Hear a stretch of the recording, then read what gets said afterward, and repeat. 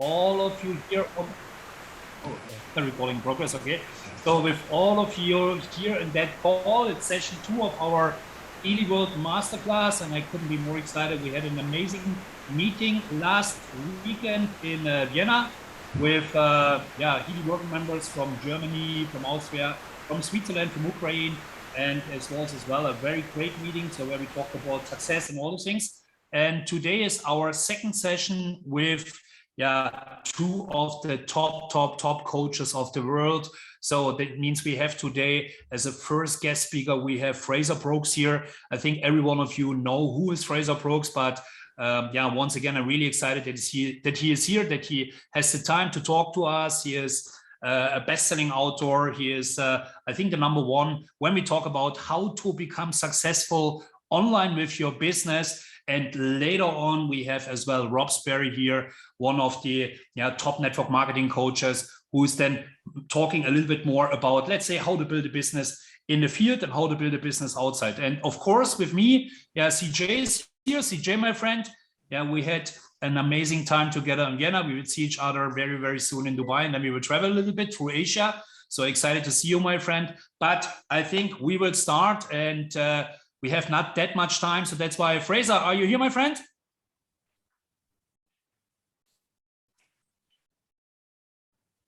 Frazer, I can't hear you.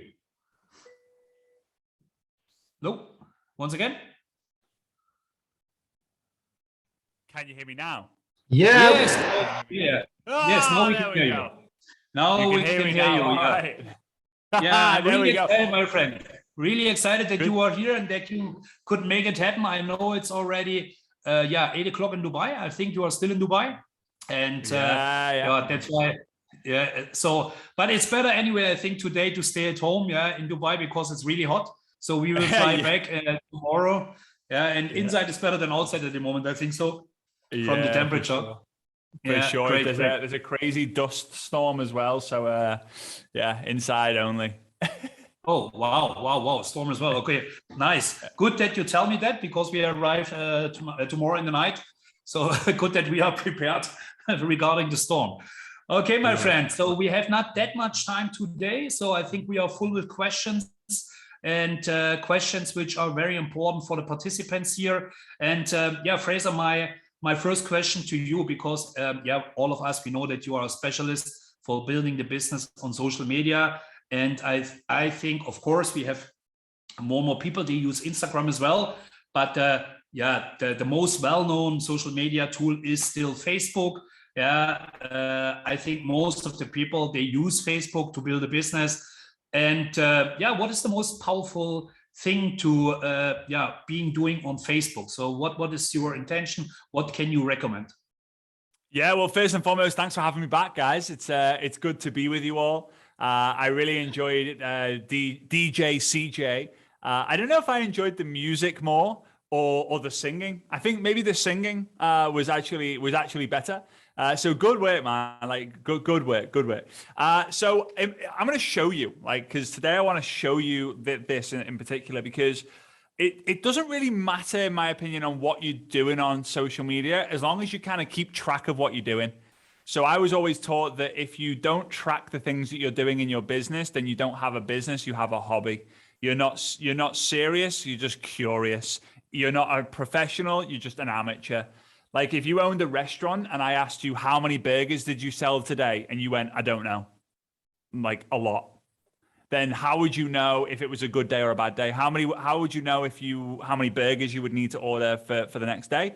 So when it comes to social media, a lot of people struggle with the tracking element, because they think, is it best to have a tracker? Is it best to have an app? Google Sheets, spreadsheets? Is it best to have, is it best to use pen and paper? Like, what's best? I'm going to show you the best way on Facebook right now. So let me get my phone. I should be able to actually show you my phone screen as well. Let me just see if this works. You guys can see my phone screen. You should be able to anyway, right? And now if I go onto the Messenger, this is the Facebook Messenger. The money is made in the Messenger, right? The money is made in the Messenger. So this is what you're going to do. Now imagine that Joan at the top is a prospect. meaning like, you know, I've asked them if they're open and she's like, yeah, I'm open. Let's do it. This is what I'm going to do. I'm going to go onto Joan and I'm going to click her name at the top. And then it's going to give me a few options. Now, if you have Android, it might look a little bit different, but if you have iPhone, it'll look exactly the same as mine. What I'm then going to do is I'm going to click nicknames, and I'm going to click on nicknames. I'm going to click on her name, and then I'm going to type her name out exactly how it was, or even, you know, I'm just going to put it how I know her. And at the beginning, I'm going to put a star. Or I might put a fire emoji, or I might put a rocket emoji, or I might put a tick emoji, whatever it might be. But what you're going to do is the star signifies that they're a prospect.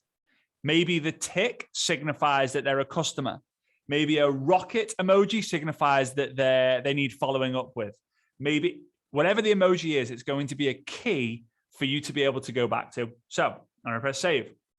Now in the chat, you will see on the top, it's now star Joan Robinson. It also says here in really small letters or really small writing, you set the nickname for Joan Nilsson Robinson to star Joan Robinson. She will also get that, right? Now, if I changed her name to prospect Joan Robinson, she would then get a message to say, Frazer's just set the nickname for you as prospect Joan Robinson, and she'll be like, whoa, I didn't know I was a prospect. Like, I'm not interested anymore. So here's the really cool thing. Let's say it's Friday and you decide that you're going to have follow-up Friday. And every Friday, all you're going to do is just follow up. And let's say everyone who has a star is someone who you need to follow up with. So what you can do is you can go into the search, you can put a star in the search, and then everyone who you've nicknamed with a star is going to appear in the feed here. So I've got Portia, I've got Joan, I've got Olivia. These three people are now going to be prospects of mine. These three people are going to be people who I'm going to speak to. So when it comes to building on Facebook in particular, yes, you can do live video. Yes, you can do the reels. You can do stories. You can do posts. You can do before and afters. You can do quotes. You can do recorded videos. You can do interviews. You can do all of that. But when you're in the messenger and you don't keep track of who's active and who's responding or who's a prospect, you don't really know what you're going to do. The second way that this is going to work is think about people who join. Now, maybe you're going to give them a one of those emojis. I don't know what they're called, like a high five emoji, right? So let's say I can see a Vibha, a cool name. I've not seen this name before. Cool name, right? Vibha, we're going to put like this emoji, then I'm going to write her name. Now that signifies that she's joined and she's level 1. Well, when she promotes to level 2, 2 emojis. Level 3, 3 emojis. Level 4, 4 emojis. Level 5, 5 emojis. So then I can actually track the level of the people within my organization or within the team who I actually speak to of what level they're at. The easiest way or the best way for you to rank advance is to help a rank 1 get to rank 2. Help a rank 2 get to rank 3. Ask the rank 3s who in their team can go from rank 1 to rank 2. So answer to the question is start tracking in the messenger. Use a system in the messenger to kind of get organized. The Instagram version of that is by flagging messages, like messengers. How you do that, I'll show you really, really quickly. You go onto Instagram, because I know some of you guys use Instagram. You go into the messenger, and then all you do, let's say Laura, you swipe to the right, you swipe to the right, you click more, and then you click flag. You swipe, you go more, flag. You swipe, you go more, you go flag. Now, if you want to see all the people who you flagged, you click this little button up here. It's like a filter button. And then you can click flagged, and then it's going to show you all the people who you flagged. So now you can come back to that message. You know that they're a prospect because they're flagged. You maybe want to flag people who you want to stay away from. I don't know. It's completely up to you. But that's how you do it that's how you kind of do it on Facebook and Instagram. So in my opinion, that's the most powerful thing, because if you get good at tracking on social media, you'll just explode, because you just have conversations with the right people. So that's the answer to that one. Awesome. Well, I that's also a new one for me, because I'm a fan of track and tracing, but guess I'm a little bit old school, I have to admit. But to do it in this way, wow, this is amazing. And now my mind already is, okay, I have to do this, I have to do that. So thank you for waking me up. You already mentioned Instagram, because Facebook is, I still believe, King Kong, right? If it comes to social media, but Instagram is also a very used tool, mainly through maybe the younger generation, the influencers. How can we do a little bit more with Instagram to grow it there? Do you have some tips and tricks for us for there as well? Well, so here's the thing with this, because whenever I get asked this question, I always have to tell people, especially who are in the younger generation, like, what do they actually really want to, like, what do they really want? Because a lot of them are just saying, I want 100,000 followers. I want 1 million followers. I'm like, why? So I can make money. I'm like, well, how are you going to make money by having 1 million followers? Well, everyone who has 1 million followers makes a load of money. Well, you can buy 1 million followers. There's no point in growing a following just for the sake of growing a following. So with that being said, the best way of growing a following is to grow a following. And whilst on the journey of growing the following, you're going to have a lot of conversations about your product, about your business. So the best way of doing this is once a week, and then eventually every day, right? And I know you might be thinking every day, you'll enjoy it eventually. But once a week, do an interview with 3 other people at the same time. Not you going live on your own, you going live on Instagram with 3 other people at the same time. Not one by one, like all 4 of you are on Instagram at the same time. And the reason for this is I'll show you. So the most important space on Instagram, I don't know if you can actually hear anything, by the way. Can you hear anything coming through with the video playing? On the phone, no, but only your voice. Okay, good. All right, cool. All right, good. So you'll see across the top, this is the most important real estate on social media right now. Doesn't matter if it's TikTok, Facebook, LinkedIn, YouTube. This top bit is the most important real estate. You'll be hearing from that guy a little bit later on, Rob Sperry, right? So how do we get seen here?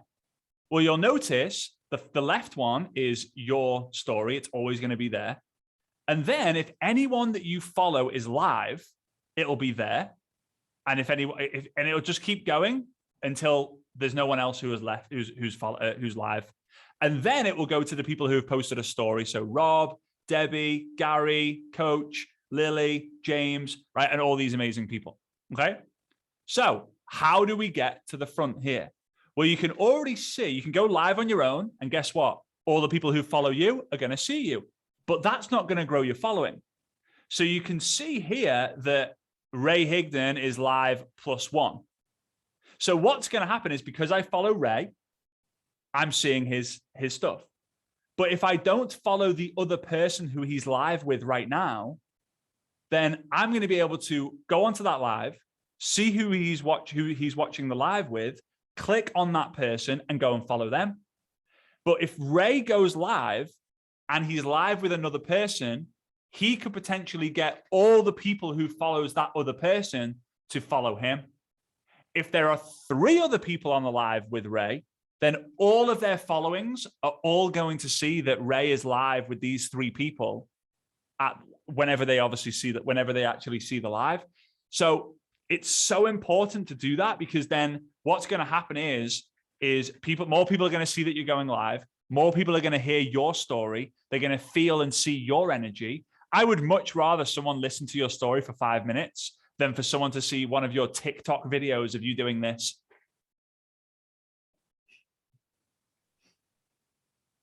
Like, I don't know anything about you, and I don't trust you by you pointing at things. Oh, but I'm going to grow a massive following. I don't care.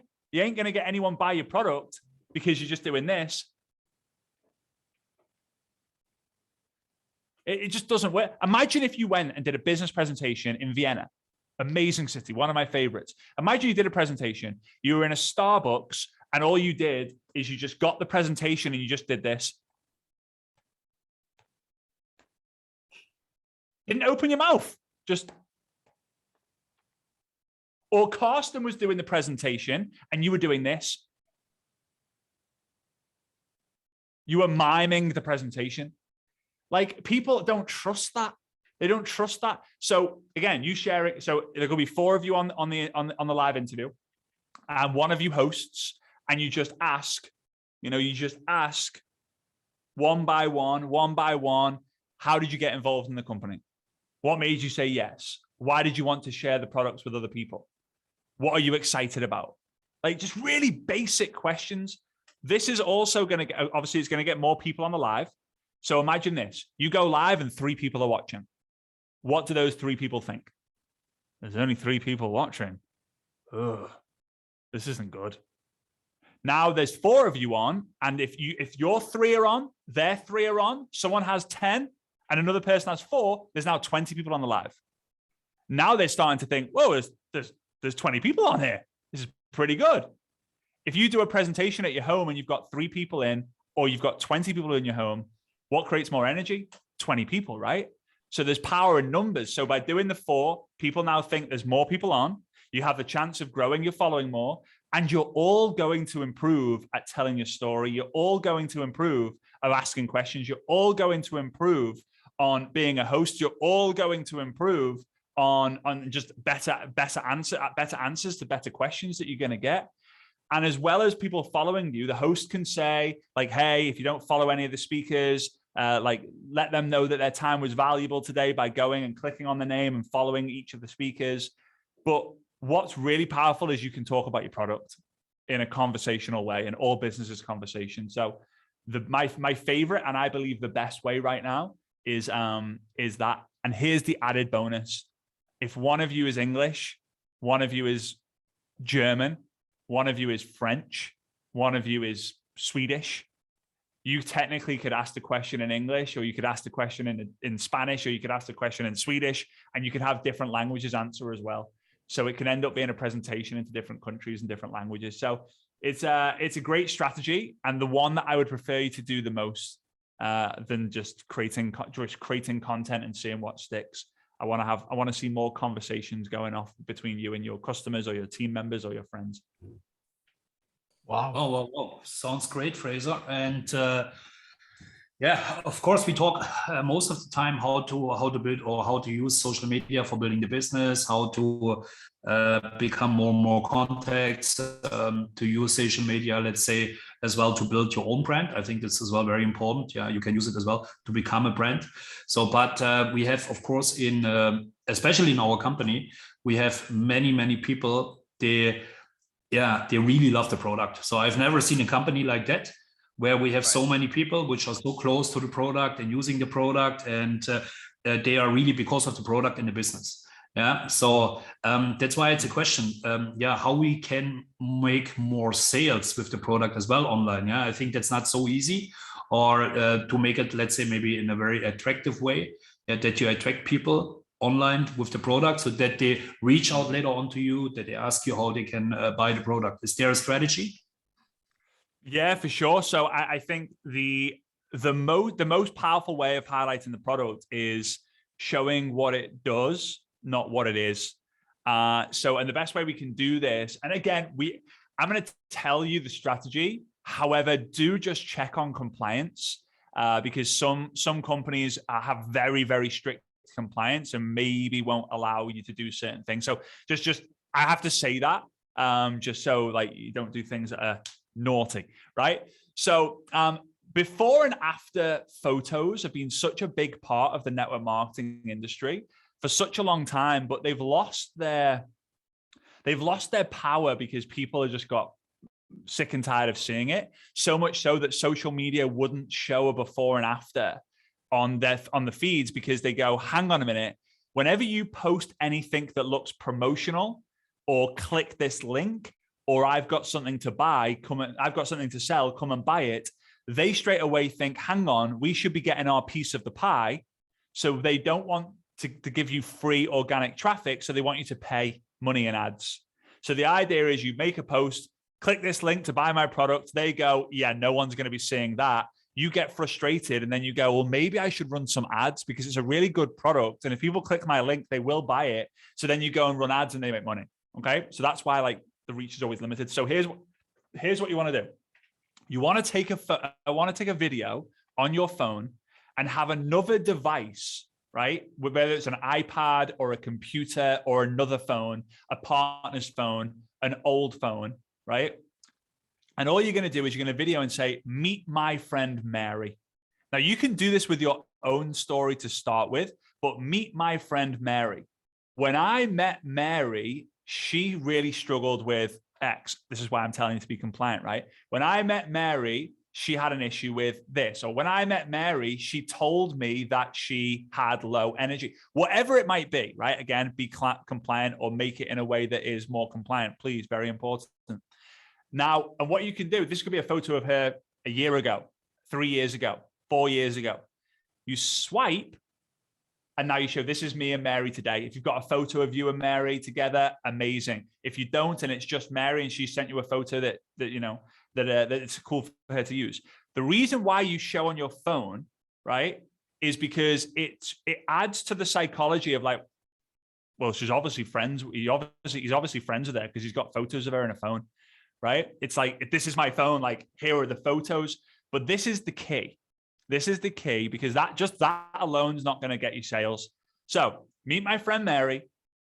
This is when I first met Mary, when she told me she was following our system or using our product. Okay. This is her today. Whether it's visual or not, whether the benefit is visual or not, it doesn't really matter because what you're going to say is going to get the conversation started. I want to be able to help you. How, or you could quite simply say, how long do you think Mary has been following the system for? Or what do you think the system is? Or what do you think the product is? Or how happy do you think Mary is on a scale of 1 to 10, 1 being not happy, 10 being super happy?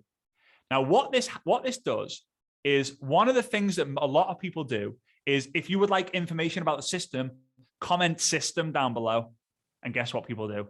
System, system, system, system. And then it stops. Why? Because it's known as comment baiting. Not many people know this, but this is you telling, so you're telling people what to post with the idea that it's going to boost the engagement and the reach. But in reality, social media flag it when it gets the same number of people commenting or the same comments. Imagine you go into a pub in the UK. If you've ever been to the UK, there's pubs everywhere. There's a pub on every road, right? So you come to the UK, you go to a pub and you see two people talking, and this is what they do. Hey, hey, hey, hey, hey, hey, hey. Like, no one's highlighting that conversation. But there's another conversation. Hey, how you doing? Really good, thanks. How are you? Yeah, amazing. Did you watch the football at the weekend? Yeah, it was a shame that Liverpool didn't get the chance to win the trophy. I know, but next year on Saturday, and you want to be a part of that conversation. So here's what happens. How long has Mary been using this? What is the system? What is the product? Whatever the question is, people are now going to say 3 days, 18 months, 4 days, 6 weeks, 8 years. And now what happens is, instead of the algorithm reducing the reach, instead Facebook or Instagram or TikTok or LinkedIn, they go, whoa, whoa, whoa, whoa, whoa, whoa, whoa. There's a conversation going on here because there's a lot of comments with different things. Now, what do you do when you get the comments? Because it's not just about making a post and it going viral. Anyone who comments, unfortunately, because no one's going to guess, because you guys have got something so unique, no one's going to be able to guess. No one. And if they do, amazing. It's probably a team member, right? So here's what you can then do. Unfortunately, that wasn't right. Or unfortunately, that was wrong. I would love to be able to send some information about what it is. Are you cool with that? Just get the permission. It's an invitation then. You could end up inviting 20 people a day. You could end up inviting 100 people a day if you get one video, go boom. So this is now becoming the absolute best way where people are getting 50 to 100 customers every single month. Now, granted, different price points in different companies and different products. However, there's no reason why you can't sell a lot of the product or products, because it's just super, super powerful. So you've got to just think of the ways that can get people commenting so that you can reach out to them and say, like, good guess. Unfortunately, it was wrong, but I would love to send you information about how this system works. Would you like me to send it to you now in the inbox? And that's it. It's actually quite old school. All it is getting a conversation, having a reason to have a conversation about your product, and then having a conversation about your product. So give it a go.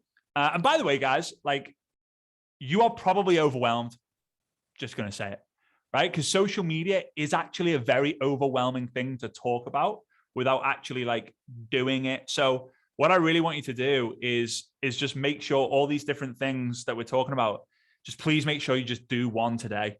Whether it's just going and setting the nicknames in the messenger, or going away and doing an Instagram live, just so you know how to do an Instagram live before you then go and do an Instagram live interview, or thinking, oh, what before and after can I show, or what kind of idea can I show, or what kind of script can I use? Just don't just go away, because you'll end up crashing and burning, because it can be overwhelming. And I get it, because I've been there myself, and I got to teach this every single day.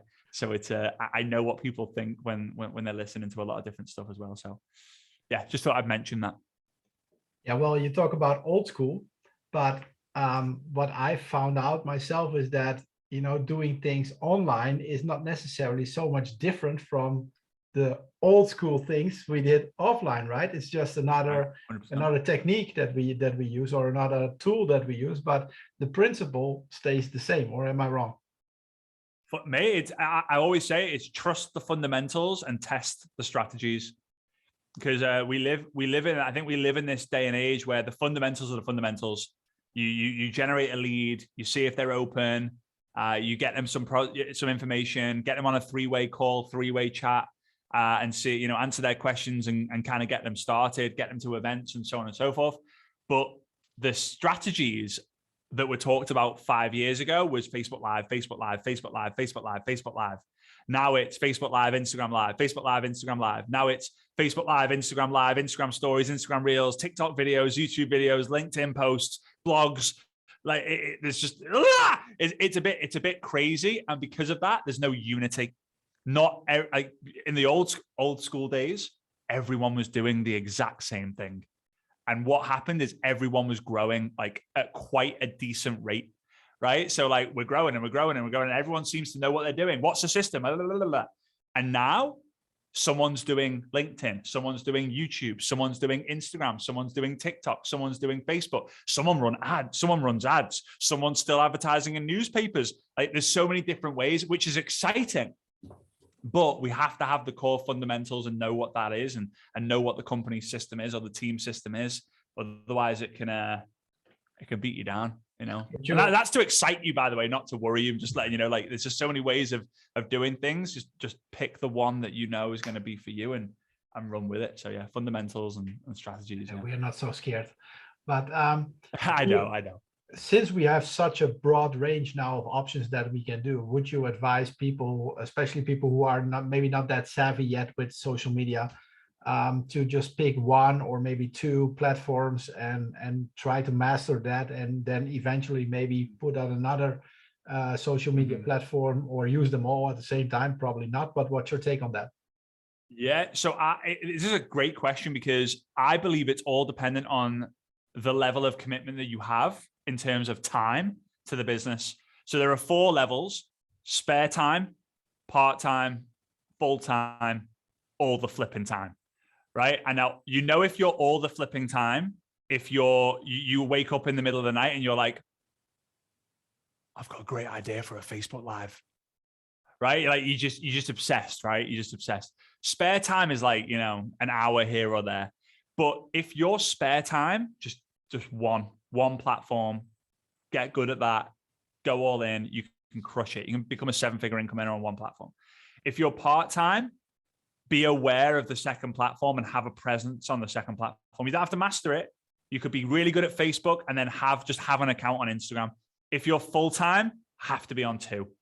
If you're all the time, you should be on all of it. If you're all in, you got to be really all in. So that's what I would say. Like, just be aware of where you're at in terms of your time commitment, and then, you know, commit accordingly. It's important. Right.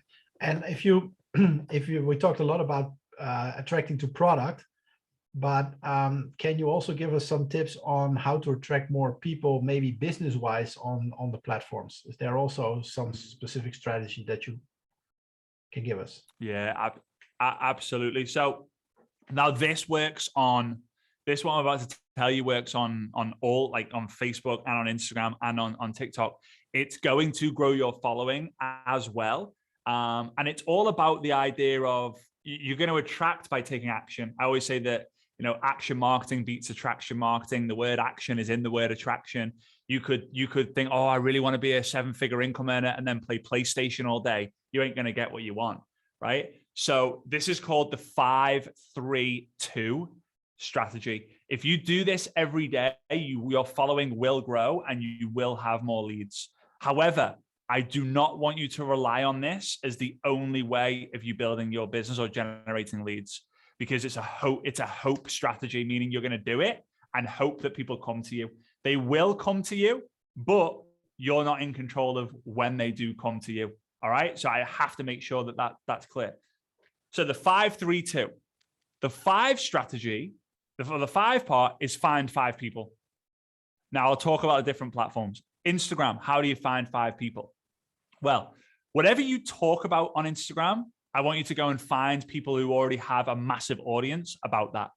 So if you talk about network marketing, then go and find people, Eric Worre, Ray Higdon, myself, Rob Sperry, like people who actively talk about network marketing. Go and find those 5 people, okay?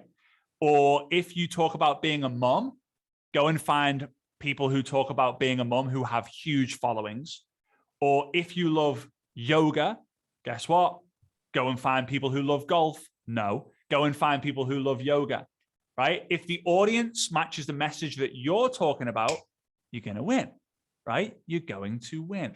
So with that being said, you find 5 people. That's how you can find 5 people on Instagram. You can use the search feature. You can ask people, like, you know, you could ask people who you know, or you could put a story up saying, I'm looking to connect with influencers, like mom influencers, like who would you recommend? People will recommend it all day long. The Facebook option is Facebook groups. So if you're interested in yoga, go find yoga groups. If you're interested in golf groups. If you're interested in network marketing groups are great, yes, but you're always going to have that, my company's better than yours, right? Or like, oh yeah, I'll buy your product if you buy mine. Or like, yeah, your business sounds great, but check my link out. It's amazing. Like, oh, my top income earner is in your city. Will you meet with them? It's just like, ugh. So personal development groups or business space groups, or, you know, expat groups, whatever it might be. Okay. Those are the best ways of finding the 5 people. Or Facebook pages. So if you're talking about personal development, Tony Robbins page, Grant Cardone page, Ty Lopez page, Michelle Obama's page, right? Oprah Winfrey's page, whatever. Find pages, because you're going to have people in the comments. The 3 is, once you've found these 5 people, I want you to go and love, not like, love heart. And it doesn't mean that you love them by giving them a love heart, right? I want you to go and love heart on 3 of their posts that they've got. So post 1, love heart. Post 2, love heart. Post 3, love heart. That's it. Whether it's on Facebook or Instagram. Okay. For those of you who are spare time or part-time, just do 5-3-2 on Facebook or Instagram. If you're full-time or all the time, do 5-3-2 on Facebook and Instagram. Okay. It will not take you long at all. How long does it take to love someone's post? Probably 0.1 second. Like, whoop, done. Right? The 2 is 2 comments. Okay. So 2 comments on their posts. Now this means post 1, leave a comment. Post 2, leave a comment. This is amazing. You're incredible. Thanks so much. Fire emoji, fire emoji, fire emoji. Keep crushing it. Rocket emoji. Love seeing your posts. Dance emoji. Whatever your favorite emojis are, whatever it might be. Throw them on.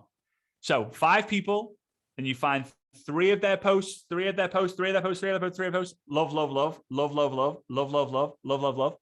And then you're going to find 2 of their posts that you just comment on. This is amazing. You're awesome. You can love a post and comment on it. It can be the same post. This is what it does. This is what it does. When they go onto Facebook or when they're on their phone, they'll see, oh, 7 new notifications on their Instagram or their Facebook. And they're going to go, Frazer Brookes has loved your post. Frazer Brookes has loved your post. Frazer Brookes has loved your post. Frazer Brookes has commented on your post. Frazer Brookes has commented on your post. What do you think they think? Who the hell is this Frazer Brookes guy? Who the hell is this dude? So what? Guess what they do? They come over onto your Instagram profile or they come over onto your Facebook profile. And if they like what they see, they'll follow you. If they don't like what they'll see, they'll ignore you. However, think about it. If you're talking about health and wellness, or you're talking about yoga, or you're talking about golf, and you've just gone 532 on people who are already commenting on health and wellness stuff, personal development stuff, yoga stuff, golf stuff, they are going to like what they see. Now, you might be thinking, but how is this attracting business partners? We don't know who's going to join the business, right? It's like when people come to me and say, how do I recruit better people? You don't know who's a better person. How do I know who's a better person? I'll tell you this, I've recruited, and this is no offense to the doctors out there, because I know there's a lot of you. I've recruited doctors into my business who have done nothing. I've recruited housewives who have done a lot, right? A better person in network marketing is someone who takes action, right? So all business is conversation. So the whole conversation needs to be, how do I create conversation? But if you create a conversation, the conversation has to be a conversation that they and you actually want to have. Because if you and they don't want to have it, you won't have it. It's very easy to just ignore a conversation on social media. So again, you go in, what are you posting about? It's very important. I'm posting about personal development. Like if you don't post about anything, start reading books if you're not already, and then start going live or making posts about every chapter that you read. Like, this is my bingo moment. This is my bingo moment. This is my bingo moment. This is my bingo moment. This is my top takeaway. This is what I learned. This quote's amazing, amazing, amazing, amazing. You'll build a huge following very, very quickly.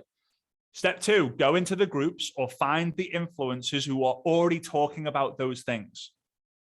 Once you've done that, go and find 5 people in the comments or 5 people in the group who are active, and then love on 3 of their posts and comment on 2 of their posts.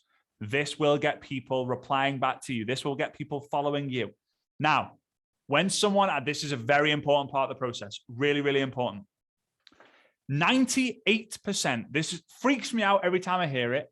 98% of people who will add you as a friend and 99.2% of people who will follow you will not message you initially. That drives me mad. That's not network marketing. And by the way, that includes network marketers too. Okay. So imagine this, you go into a pub. Hey, I see Christian. I'm like, oh, that dude looks like my kind of dude. I like his hat. I like his energy. He sings really well to Let's Go, right? He's just, this guy's a nice guy. I like what he's giving off. And he is a good guy as well, right? But I don't know this at this moment, right? So I go up to him and I just stare into his eyes. I don't say anything. I just stare at him. CJ's a nice guy, so he'll probably be like, hey, nice to meet you. But most people will probably, if you're in the UK, will give me one of those across the face, or can you go away, please? Or get their drink and throw it over me. It's weird. So don't do it on social media. You're like, follow. Now I'm going to wait for them to message me. No, you followed them. So you should start the conversation. So, okay. Someone follows you, someone adds you as a friend. Now you're going to say, hey, I really appreciate you following me here. I'd love to connect with you. I would love to connect with you further, and then ask a question. How are you doing? I saw that you post about yoga. Have you been doing it for long? I saw that you post about being a mom. Like, how old are your kids? Like, whatever you want to do, ask one question. Any more than one question is intimidating, and it is intimidating, right? So it's an interrogation, right? So one question, some will reply back, some won't. When they do reply back, great. Now you've got a conversation, and that conversation can turn into a commission. So that process it's so easy to use and so simple to do. So easy that I would say it would take you less than 5 minutes to do a day, like really less than 5 minutes to do a day. And it becomes a daily method of operation, which you then have accountability around. Like, have you done your 5-3-2? Have you done your 5-3-2? Have you done your 5-3-2? For those of you who are all the time, it can be a 50-3-2. You can find 50 people, love 3 posts, comment 2 posts. And the cool thing is you'll never get thrown in jail by engaging. You can get thrown in jail by reaching out and messaging random people, but you won't by engaging, because engagement is what makes more people post, and more people post, more people stay on the platform. So yeah, that's the key to growing on social media. That will also grow your following as well, right? Which will help in turn. So yeah, that's what you got to do. Yeah, thank you, Frazer. I try this right now. Awesome. Okay, is it working? Yeah. Okay, yeah, but you are completely right. Yeah, yes, you have so many people. Yeah, they send you a friend's request and then nothing. So at the end of the day, you have to delete then this followers, because you have only the option to have 5,000 followers. Then it makes no sense. Yeah, but Frazer, I think the big dream of most of the network marketers is to build an international organization. Yeah, and so I'm let's say I'm old school. I'm 20 years in the industry, and my international contacts I got, of course, through this. That I built this contacts and this friendships really long term. Yeah, and years ago we had not the option to use Facebook, to use Instagram, to reach out to people in other countries. Yeah, it was really a long-term process. Was always a process of building trust and all these things. I think it's still a process of building trust. Yeah. So, and what I see most of the time that people reach out. So something like, oh, I have seen you are there, you are in that company, I'm here, we are looking for leaders, bam, like that. Or, oh, so we have a contract, you are a leader, bam, something like that. So really in a way which is, not nice. I really think it's not successful. Yeah, but at the end of the day, I know that there are people, they really build a business international, online. So that means they use social media. So what is your recommendation, how we should do this here? Yeah, I love it. So just so you guys know, I like, for me, I did it all on social media. I built a team in many different countries, but 14 of the countries had 1,000 team members or more. And only 2 of them, Canada and the US, spoke English. The rest was all, non-English speaking. So not just, because here's what I love about building internationally. You've got 2 options. Number 1, you recruit up, or number 2, you build up. Right. So recruiting up is you can kind of get that around. You can get a translator in and you can recruit someone who's Russian speaking. You don't speak Russian, and they'll just become the most independent person on the team straight away, because they just know that they can't rely on you because you don't speak their language. Building people up kind of requires you to find someone who speaks your language or understands you a little bit so that you can actually mentor them. Otherwise, you're relying on other things to mentor them, and it can be tricky, right? So this is what you do. Really, really simple. Is you want to establish, if you want to be intentional to be international, right? So, and this is not me telling you, go and find people who live in your local city, meet up with them and see if they know anyone. And like, this is you actually going, I really want to build a business in Italy, or I really want to build a business in Portugal. So if you want to build a business in Portugal, I want you to think, if you were to go to Portugal to build the business in 3 months with the team that you have, where would you want the team? Because if you don't get intentional about that, there'll be people in Porto, Lisbon, Benfica. I don't even know if there's a place. It's definitely a football team, but I don't know if it's a place. The Algarve. And there'll be 3 in Porto, 2 in Lisbon, 1 in Benfica, and 5 in the Algarve. And it'll be fun because you've spent 2 weeks in Portugal, but you've only got in front of 5 people, maybe 10 people. Wouldn't it be better if all 10 were in one city? Wouldn't it be great if all 10 were in Lisbon? Amazing. So here's what you do. Facebook is the best for this. It's by far the best for this. So You're going to go onto Facebook and you're going to search Brits living in Lisbon, right? English people living in Lisbon, foreigners living in Lisbon.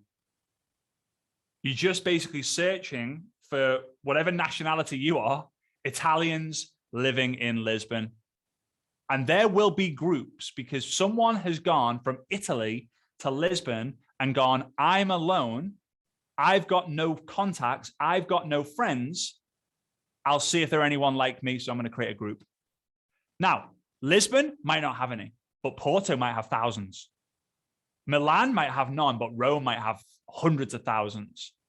So what do? You go into these groups and you now start to say, hey guys, I'm thinking of moving to Lisbon, right?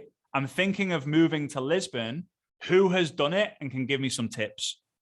Oh, well, now everyone in the group's done it. So like, yeah, been here 3 years, best decision you'll ever make. Where are you based now? And then I'm going to have a conversation with those people. And what I can say is like, the reason why I'm moving, or I can ask, what was the reason for your move? Oh, we wanted more sun. What about you? Why are you thinking of moving? Well, I'm considering to launch my wearable technology company. Right? I'm considering to launch my social media company there. Do you know anyone, or who do you know who needs some extra income making money from social media or leveraging some great technology? All it takes is one person from social media to say, yeah, let's go. Like I'm open to more, for them to then go to the rest of the group who they've known for months and months and months and months and months, for them to be able to go to the admin of the group and say, hey, admin, do you make any money from this amazing group that you've created? No, I don't. How much of your time does it take to create this group? A lot. I'm in this group every single day for 3 hours a day. And you don't make money from this? You're kidding. So example of this, because I don't just want to give you the theory. I want to give you like real case example. So I wanted to build a business in Australia. Why? Because I wanted to travel there. And I wanted to travel there and it's English speaking. And I always thought the girls in Australia are pretty hot. So I thought like, why not? I was young. I was like 21, maybe 22. So I was allowed to kind of think that way. All right. So I went and I found a travel Australia group. I thought I'll start generic and then I'll niche down. So travel Australia. I went in there and I said to someone, I'm a British guy coming to Australia. I'm only coming for 2 weeks. Where would you recommend me visit? Sydney or Melbourne? Oh, well, obviously they're all kicking off. That's like saying to someone in the UK, where's better, Liverpool or Manchester? Or someone in Austria saying, where's better, Vienna or Salzburg? Right? Wherever you live or wherever you're from, that's where you're going to recommend. So the guys from Melbourne were like, Melbourne's the best, come to Melbourne. The guys in Sydney were like, no, don't go to Melbourne. Sydney's the best. I was going to each and every single one of them going, yeah, I've heard Melbourne's way better than Sydney. I think I'm going to come to Melbourne. Where should I stay? And I was going to the guys who were saying Sydney, saying, yeah, I've heard Sydney's way, way, way better than Melbourne. There's obviously way more to do there with the Opera House and that. Where should I stay and what should I do? And what happened is I recruited 14 of the people without going to Sydney or Melbourne. And what happened is I then thought, you know what, like I could recruit the whole group, but I need someone who's got influence with the group because they don't really know who I am. They joined because I just had a good conversation with them. And I actually went to the admin of the group and I told him like, hey, I'm just curious. You've got this amazing group. Thank you. So you got to compliment the admins. Otherwise they just palm you off. So I love your group. I'm coming to Australia at the end of the year. And because of the people in the group, I know exactly where I'm going, what I'm doing, and how long I'm coming for. I just want to say a massive thank you. They say, hey, you're welcome. Like, good to see. I saw your post. It was really good. Great conversation. And then I said, but I'm just curious, bit of a random one. Do you make money from this amazing audience that you've built? And the person at the time said, no, I don't make anything. I said, would you be open to checking out some information on how we could turn this audience into an income for you? If not, totally fine. They said, yeah, sure. They joined and recruited 120 people from the group. 120 people. It was my biggest Australian leg. And I never ended up traveling to Australia, which was the kind of crazy thing because it was just a massive flight and I just didn't kind of get around to it because they were all building online. So the key is to find the groups of people. It all comes back to what we were talking about before, like maybe personal development junkies in Lisbon, right? Yoga lovers in Lisbon, like car enthusiasts in Lisbon, Liverpool Football Club fans in Lisbon, building that way. Now, this is very old. This is a very old school technique, guys. Like this is what Carsten would have learned 20 years ago. This is what, CJ would have learned years and years and years ago. It's finding people in an area, connecting with them, understand the power of one can lead to two, and can lead to many, many, many, many more. But yeah, that's how I built in Taiwan. It's how I built in Sweden and Italy and Bolivia and all the Russia and Kazakhstan and Israel and all the different markets, was just finding people who I could easily converse with, sharing my kind of vision and opportunity with them. And then eventually I got on the ground. And when I got on the ground, I challenged them, hey, I'll come back next time if you triple the team. And every single time I did that, they tripled the team. 100% record with that. So yeah, that's all you got to do. It sounds simple, but you'll make it complicated because you won't do it, or you'll complicate it up here. Simple here. It's simple here, but it's complicated here. So keep things simple. Get out your head. Fire. My friend Tom Chenault says, fire your head and hire your heart. I love it. Keep it simple. Yeah, that's most of the time the case. It's the things are so simple that we overlook how simple sometimes things are, and we complicate more than it needs to be. I know. It's one of those, isn't it? It's like, how can I be a six-figure income earner doing something so simple? When like my solicitor or my doctor friend does things that are super, super complicated. Like that's the power of network marketing. It sounds so good. And I love it. In closing, Frazer, for almost an hour, we're on the road now with you, and we could talk hours and hours more probably, but we have Rob also on the call already, so he is probably also anxious to get on and share his stuff with us. Can you give us in closing one final nugget that you think, well, those HealyWorld members, they absolutely need to know that for their business, and that will give their business a boost? Mm-hmm. Well, I as I said before, like this is not really the tip I'm going to give, but just a little thing on. I think the more you think, the more you think, the more you doubt. The more you doubt, the less you do.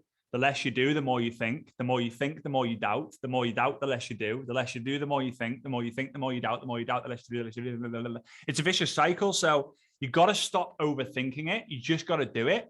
And I'll tell you this has been the key for my speaking, like my speaking skills and my social media skills, is the sooner you can be prepared and willing to be vulnerable is the day that you unlock the power within you. Because so many of us, we overestimate the surroundings and we underestimate what we can actually achieve and what we can actually do. So when you're prepared to be vulnerable, it's, how can I say this? When you're vulnerable on stage, whether you tear up, whether you look like a bit of an idiot, whether you get a little bit crazy and you're a little bit energetic, whatever it might be, you allow yourself to go to all levels that you have. And on social media, if you make a post that makes you look bad or makes you feel embarrassed or ashamed, people don't look at it that way.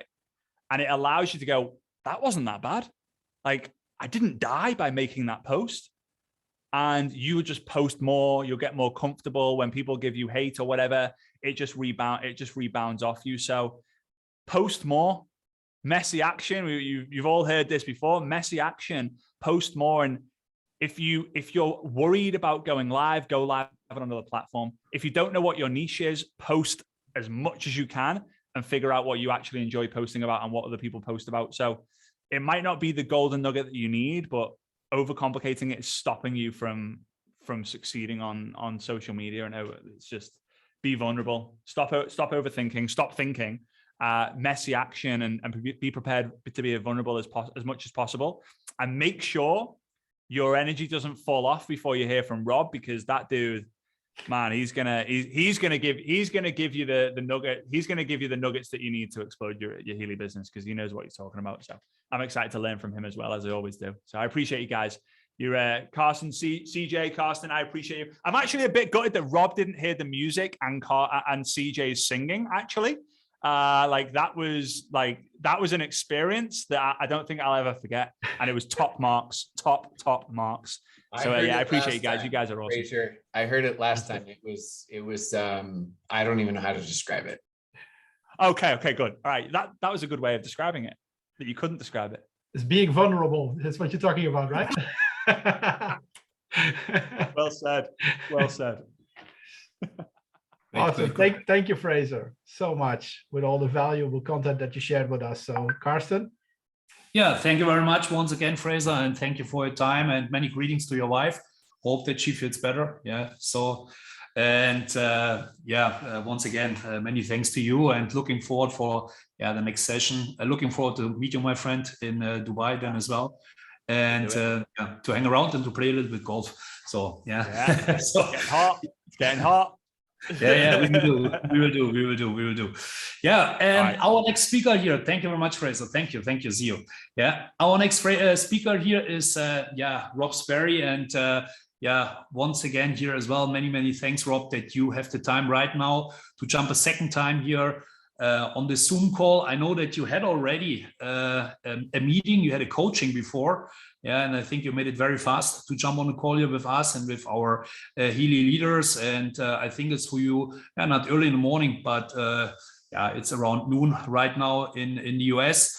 And in the first session, what we had, you talked already about many things, let's say more field-driven, more about, the practice with the field, how to build a business outside. And we talked about that you have from the past a lot of experience as a field leader, as a member, as one of the top distributors in a company, someone who recruited a lot of people directly frontline. I think what is as well very important when you want to become successful in the business. And today we will talk about a little bit about the next questions. And I think one of the biggest pains what you have all the time in our industry is when you talk to someone and you give your best and you make a presentation and you are excited about the product, you are excited about the business, you are excited about your company, about the complaint, about everything, because you are on fire, and then someone gives you some objections, something like, I'm not sure if that product is working like that, or is it really a business, or is it more like a pyramid scam, or all these things what we have heard in the past. I think most of us, we had already this problems that prospects don't understand this what we are doing. So, and here's my question: how are you handling this? How do you handle these things like a network marketing professional? Because there is one option, to make it like that, to run against each other, but I think that's not the right way. But I think a few of us, we have done this as well, especially at the beginning, because you are not excited that someone is not understanding this what you are doing, or you try to do this in a nice way, but as well you should, I think, not do this in a way that you go from the level under this person. So let me know, how are you handling these things, Rob? Well, first off, thanks so much again for having me in. I mean, how great is it that you've got these leaders that are investing always in themselves, but then they also invest in all of you. So my quick question is, do Christian, CJ, Carsten, do they have access to watch this replay later? Sure. Okay. So you heard Frazer talk about don't overthink it. I get it. It can be very overwhelming, right? It's like going to an event or a convention and you hear all this incredible content. And you're just like, it's amazing. And then you get home and you're like, oh, what do I do? Where do I start? I 100% understand that. So what you want to do is you want to follow the LA principle. Learn, action, action, action. Learn, apply, apply, apply. So you take the notes from everything from the session before and this session, and then you narrow it down to the one thing you're going to focus on, and you can come back and you can watch this. And so that's the first thing I want to just say is the ability to learn how to learn is the greatest ability one can have. And it's important to set that tone because we don't want to become the broke know-it-alls, right? Where we know everything, but we do nothing. We know like the 72.69 ways the compensation plan pays and, everything there is, but we don't take action. I mean, can you imagine someone wanting to become a professional pianist and they're going to play the piano and all they do is watch YouTube videos, right? So you got to make sure that you actually go practice playing the piano. Now we come to the objections here. Now, with the objections, I could have a lot of fun here and just wake you up. And actually, you know what? We're going to do that really fast. So this is not serious. Just so you know, I actually connect better with Europeans and Australians. They always ask me, like, are you from Canada? Because you're not hype, so you can't be from the US. I don't know if I take that as a compliment or a rip or a passive aggressive, but literally every time I go to Europe, they always ask me, and same thing when I go to Australia or New Zealand, they're like, you're Canadian, aren't you? Which I love travel. So I'm excited. I'm going to be going out to hopefully Europe, hopefully in the end of October. So with all of that said, here's my joking around. This is sarcasm, okay? If someone says, is that a pyramid scheme? What I wanted to say, don't say this. I'm just waking you up a little bit, and there's a training behind this. Oh yeah, of course it's a pyramid scheme. I love doing illegal things. We're going to be filthy rich. We're going to make a ton of money. We're going to stash your money away in the Cayman Islands where nobody can touch it. And you're going to go to prison for 3 to 5 years. But when you get out, you're going to have a ton of money.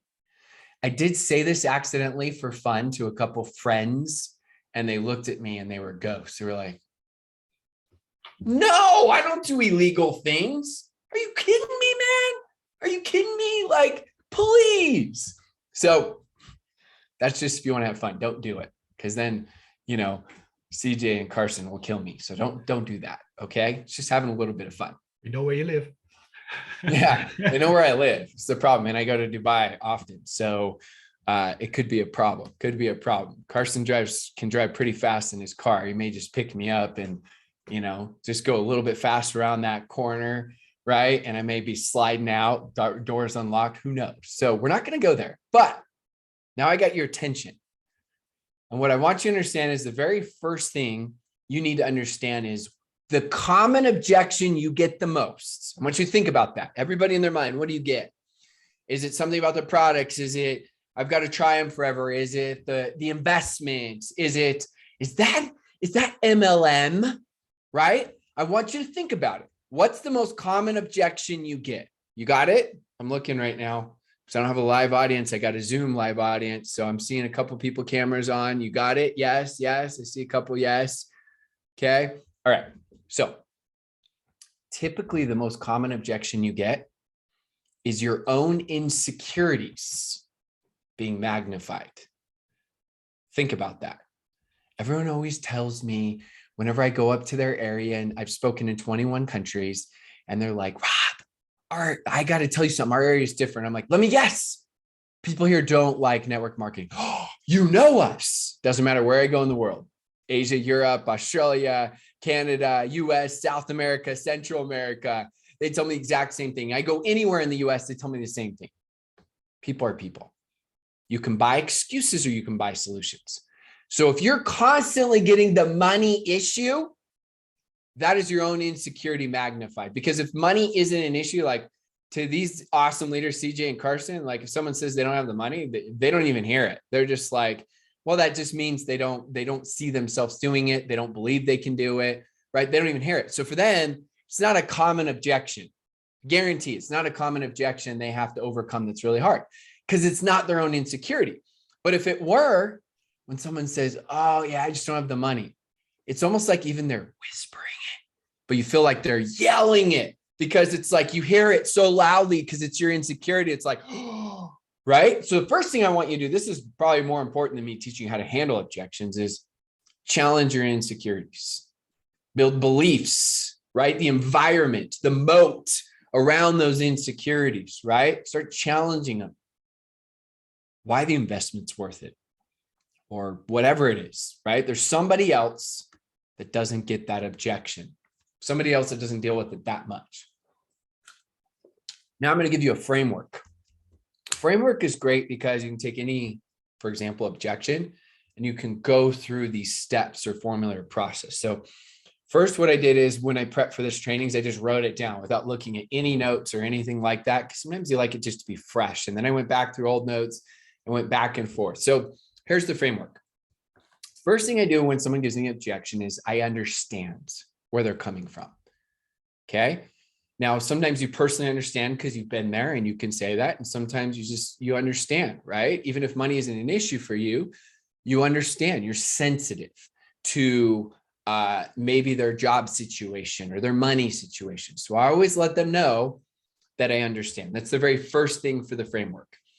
The second thing is questions are the answers.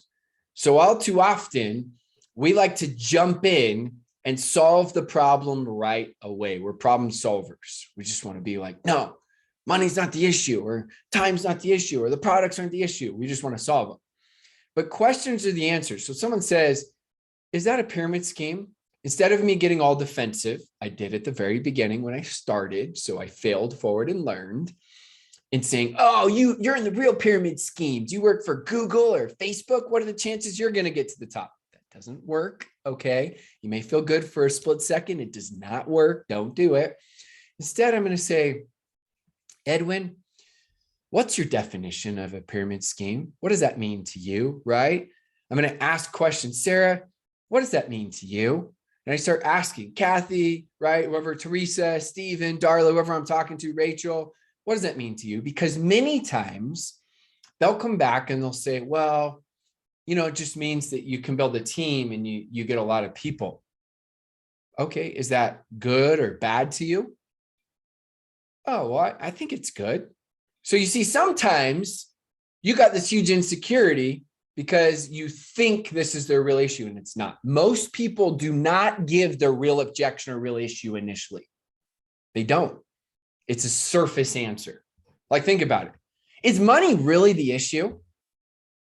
If I were to tell you that you get one of Carsten's sports cars if you join this business, even though you're broke and don't have any money, and you're going to get it in 6 months, are you going to find the money? Absolutely, because there's value. So the two questions, remember, everyone asks themselves. Number one, can I do it? Can I do what you're doing? This is what you're truly answering in your objections. And number two is it worth it? Is it worth it to take the time to do this? I'm so busy. Is it worth it to make this investment? What if I don't make my money back? Comes back to, can I do it, right? Is it worth it to have friends and family make fun of me doing MLM, right? Can I do it? Is it worth it? Those are the two answers. And guess what? Those are the two questions you're asking yourself for hitting the next rank. So it's not just your new prospects. Everyone is asking themselves, can I do it? Is it worth it? So questions are the answers. So I'm going to ask questions upon questions, and you'll get better at it as you do it. And you can start listing out your own different ones. And that'll help you out a ton. Okay. Then what I typically do is I flip it. So when they say money isn't an issue, I've asked questions, or they say money is the issue. I ask questions.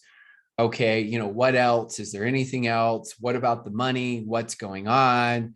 And then it comes back to, well, I'm just scared about making my money back. And if they don't say that, I could say, well, if I could show you a plan to make your money back in fill in the blank, you're not making a guarantee or promise. We're going to stay compliant, but you've got a goal.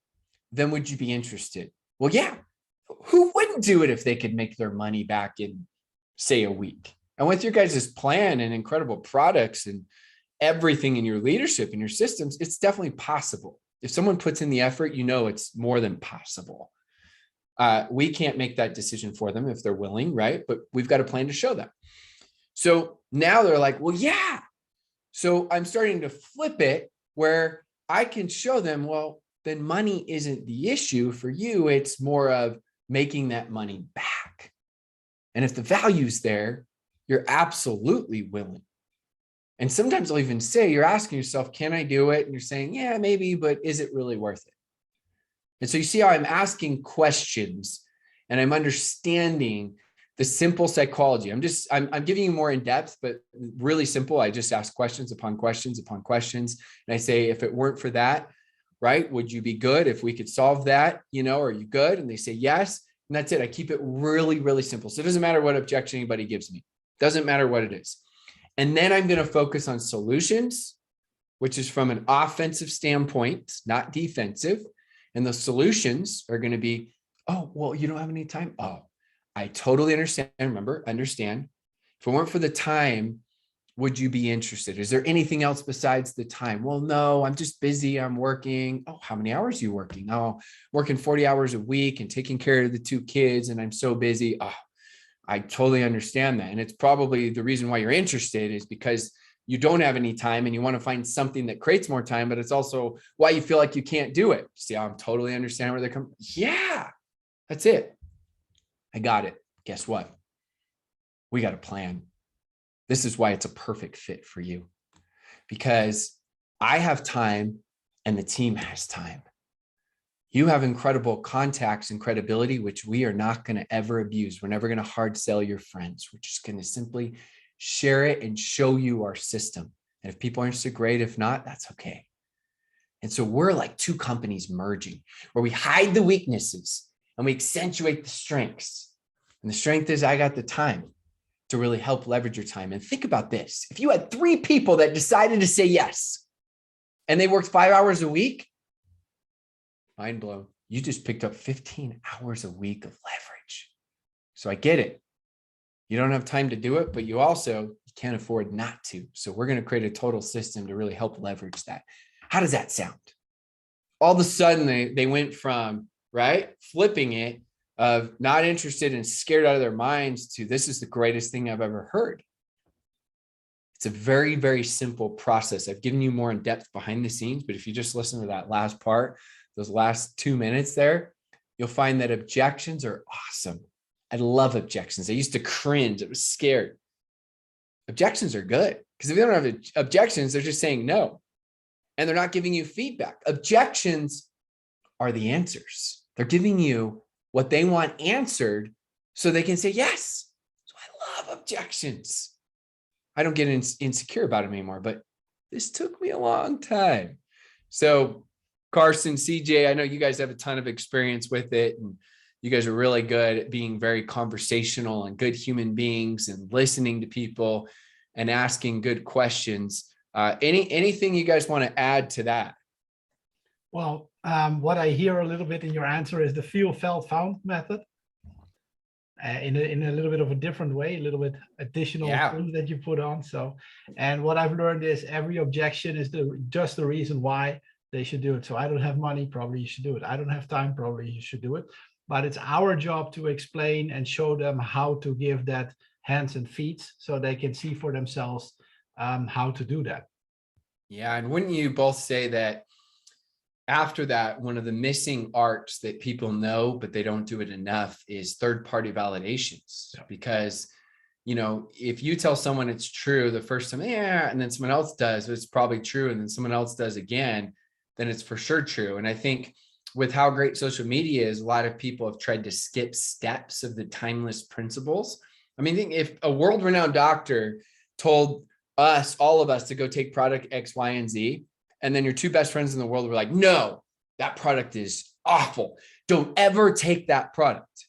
You're going to listen to your 2 best friends over a world-renowned doctor.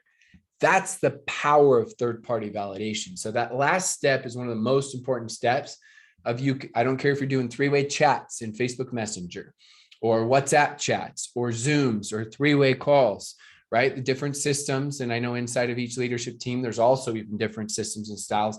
The principle is the same: third-party validations. Absolutely. I agree with that. Everybody should use that more. Going on to a next topic, and I feel I have a little bit of an unfair advantage here because I'm going to ask you to give us a little bit more of your formulas on following up and closing. And as it happens, I have this little fellow here.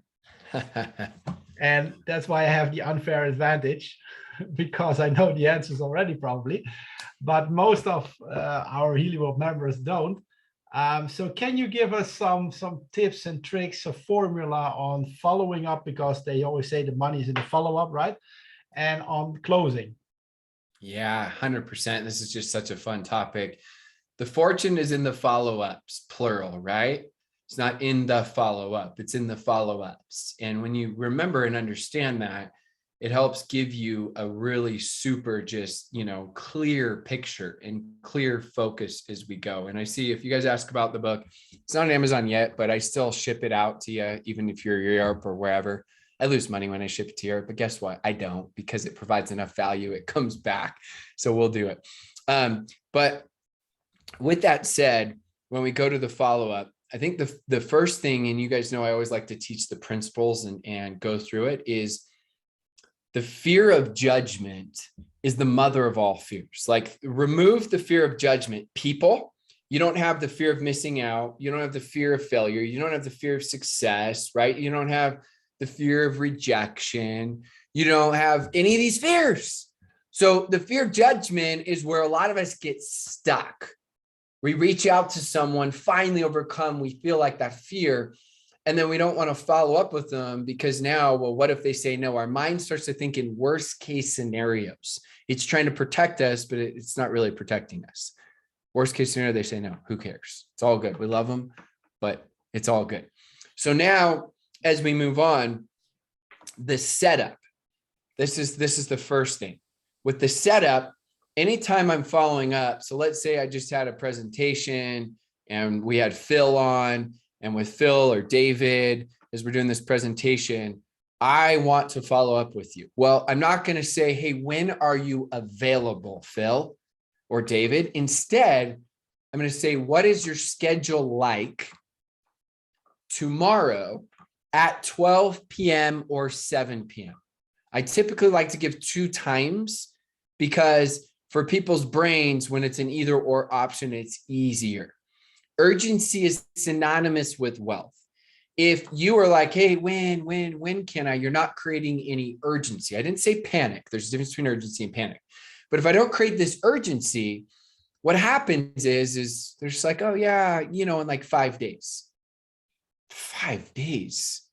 You never know what's going to happen. If you read Jim Rohn's books, he'll talk about how the birds are going to get to him, right? Friends and family are going to chirp in their ears and say, what? You're doing one of those things? And they're done. And now all of a sudden they ghost you. I don't know how to get a hold of them, right? I can't get a hold of them.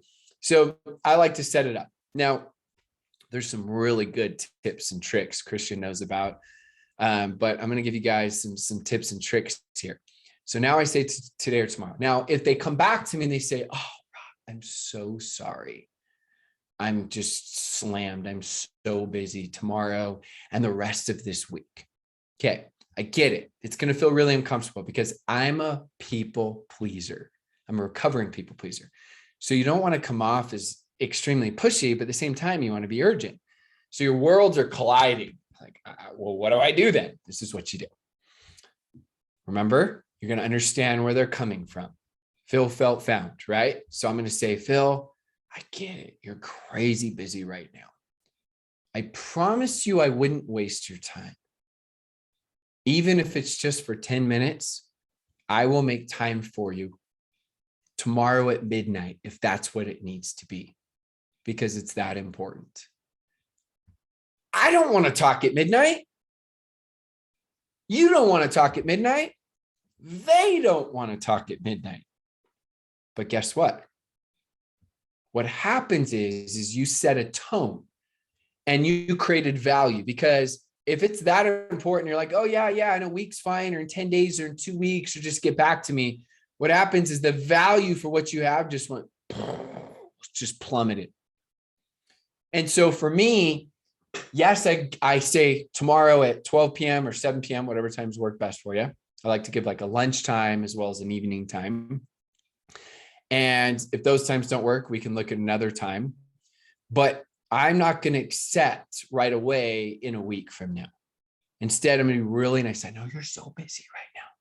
But even if we need to talk at midnight, again, it never happens. Now, probably will end up happening to one of you because I said that, and you're going to shoot me a mean message. Rob, I've got to do a presentation at midnight. I'm sorry, but most of the time it works out well. And so now all of a sudden you created this value and they're excited. So let's say that they're like, okay, that's fine. Let's just do 7:30 p.m. tomorrow for 10 minutes. Okay, great. Now we have this follow-up. Now you got to give them something in between them, right? Whether it's a tool or resource that you guys have that you're utilizing. So use the tool, use the system, and then you let them know what you expect out of it. So I'm just going to say, hey, and all this is really simple and quick. I'm explaining it, but if you think about it, it's really simple. Tomorrow, 12 p.m. or 7 p.m., what works best? If they say yes to a time, great. We move on. If not, you do what I just taught you, and you teach, well, let's talk at midnight then. It's that important, right? You go through that whole process. So now let's say they say, oh, 7:30 p.m. Let's do that. Great. What I'm going to do is I'm going to send you this video, right? Whatever tool you're using. Video 6 minutes long. What I want you to do is I want you to write down what your favorite part of the video is and what your biggest questions are. That's it. Really simple. 6-minute video. Check it out. And we'll chat tomorrow at 7 p.m. Now, we're not done. Okay. Here's the huge hack. So stupid simple, but it makes a huge difference. Tomorrow comes now, right? So now we're at tomorrow and I'm like so excited. Phil and I are talking at 7:30 tonight. Well, I don't assume Phil's still excited. I don't assume that Phil's going to flake or be there, but Phil told me 7:30 tonight. And I'm not just going to wait till 7:30 and hope Phil shows up. I'm going to do what's called the assumptive gratitude text or DM or messenger. And I'm going to say, hey, Phil, right?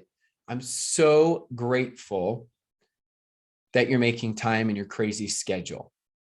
I'm excited to chat with you at 7:30 tonight about the video, about your favorite part and what your biggest questions are. Hope you have an amazing day. Now, some people are like, but Rob, is that manipulative? Well, let's assess it. I mean, I don't know what that means. I do know what that means, but it's like, that's like saying, is it manipulative when there's someone you want to date and you say certain things on purpose and hope their answers are certain ways? Like, you have great products, great comp plan, incredible profession. And this person, Phil, just said 7:30. So why would I reach out to Phil and say, hey, Phil, I'm just making sure 7:30 is still okay? You just gave Phil an out. You just gave Phil an out where it's easy for Phil to say, I'm so sorry, it's not okay anymore. Instead, Phil told me that he's willing to make time and I'm going to assume it then. And am I grateful? Yeah, you should be 100% grateful when someone's busy and take time. So I'm just going to tell Phil, how much harder is it for Phil to flake on our appointment when I send this assumptive gratitude text, right? It's going to happen still because people are people, right? I got friends that I love to death that they just flake on everything. It's going to happen, and don't be offended. But I believe you're going to increase. No, I know you're going to increase your percentages dramatically. So now I get to the point where, we're doing the message, right? And it's the whole follow-up. And as we're doing the follow-up for him, I'm going to assume, and I call it the bell curve because the bell curve goes like this, up and back down. Well, I'm not going to assume that if they were on a scale 1 to 10, a 7 before, they're still at a 7. Because again, you don't know. Maybe their mind started convincing them why it's not going to work. Maybe their mind started, playing tricks on them, right? Maybe they found some negative thing they looked up online. Maybe a friend said, I can't believe you're doing that. So maybe they're at a 4, but you still think they're at a 7. So you reach out and you say, Phil, so what do you think? No, not yet. I love asking questions. Instead, I'm going to remind Phil why whatever he told me he was excited about before when he first checked it out. And he's like, oh, I love this and this. Oh, I was just thinking about it. I know you said you love this, this, and this, right as we go. And then I'm going to be like, I'm so excited to chat with you. What was your favorite part? So instead of saying, what do you think? Do you see how I'm directing the conversation? What was your favorite part about the video? Now I can start out with some positivity, and hopefully if he's at a 4 or 5, I can build them up to a 6 or 7 before we get in to some of these objections as we go. And then what I'll do is of course, and I can go into the close here in just a little bit if you want, that goes along with it. But I'll wait. But what I'll do is if they need, of course, I'll continue to do this process, third-party validations and tools. I'll rinse and repeat this entire very simple formula, process, and cycle until eventually I feel like they're ready and we can go over it for a little bit. But, I always try to give the more depth, but then I always try to come back and simplify it for you, where it's just very simple conversations, because we know what works is what duplicates, right? So that's the follow-up process. That's not the close, but that's the follow-up process.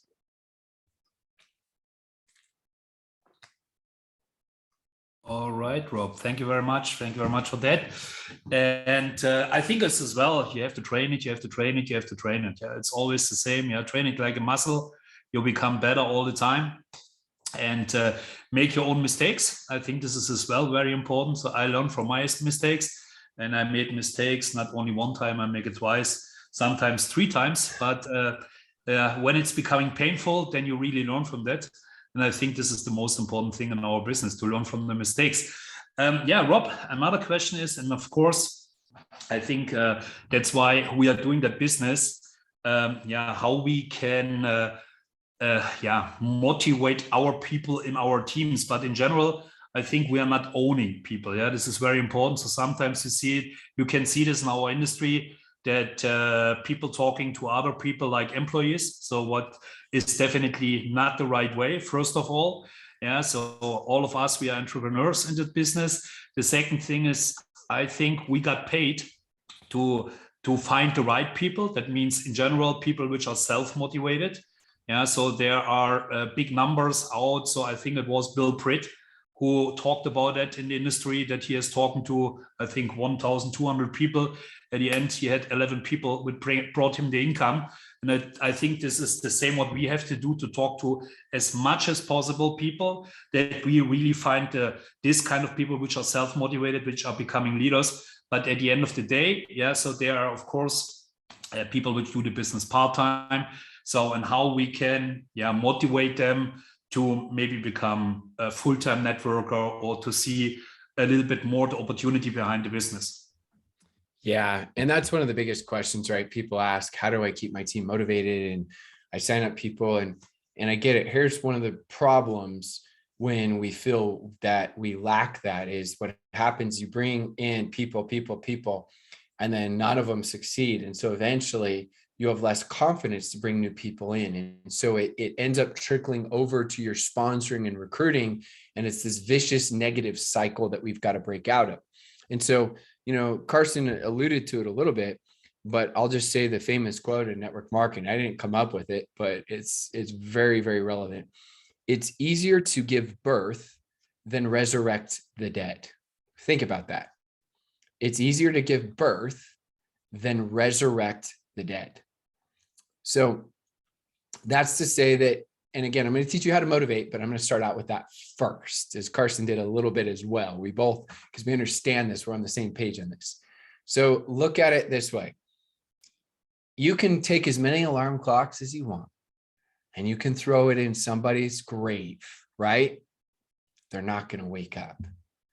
So release yourself from that and understand that some will say yes, some will say no, some will be motivated, some won't.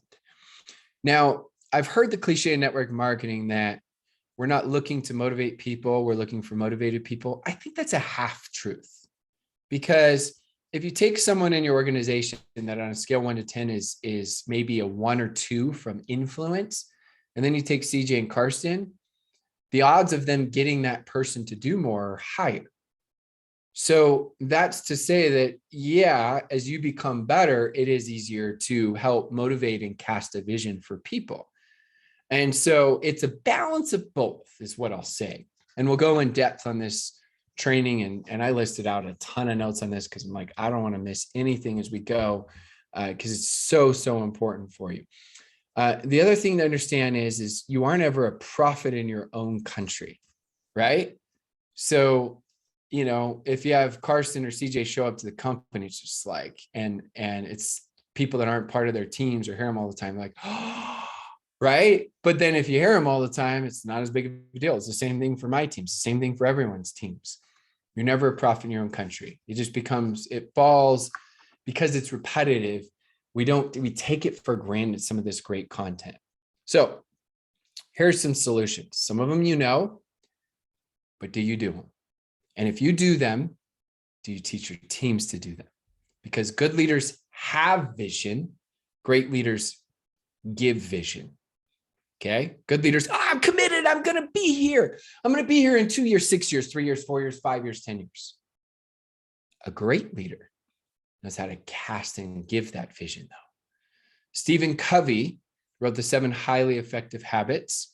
I was actually really good friends with his son. Didn't know who he was in high school, so I'd hang out at his house like every month, and wish I would have known who he was then. He was just this humble old guy that asked really cool questions and always asked if he could help. And he said in his book, The 7 Highly Effective Habits, he said, leadership is communicating to one their worth and potential so well they see it in themselves. I'm going to say that again.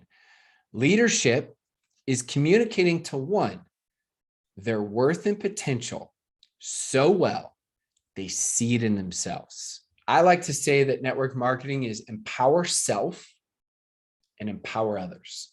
If I don't put the oxygen mask on myself first, I don't have anything to give to others. So these are concepts and principles that hopefully make more sense when we talk about, motivating people. So a couple of things.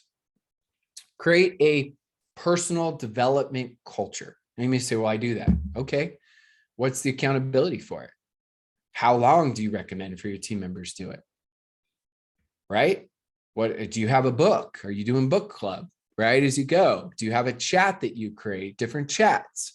Because look, no matter how good we train, these people can go listen to John Maxwell and Jim Rohn and Tony Robbins, right? I got a podcast with 250 free episodes. Leverage. You never know how that's going to impact them. And on a daily basis, it can make a huge difference. Here's another really simple hack that people don't think about. You don't want to, on the people that aren't doing anything, you don't want to be the person that reaches out every single day because it falls on deaf ears. Eventually, we love them where they're at, but we're not going to text them every day or tag them every day. Pick your spots.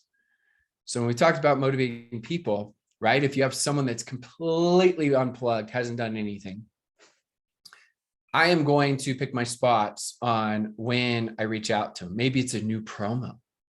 Maybe it's a new product, right? Maybe it's something, it's an excuse as you go. Maybe it's something you saw on social media, a big life event happened to them as they go. The next thing as you go to really help as far as motivating goes is understand for people, you have to set the tone in the beginning from the importance of staying close to the campfire. So what happens when you're close to a fire? You feel the warmth. Let's say it's cold outside.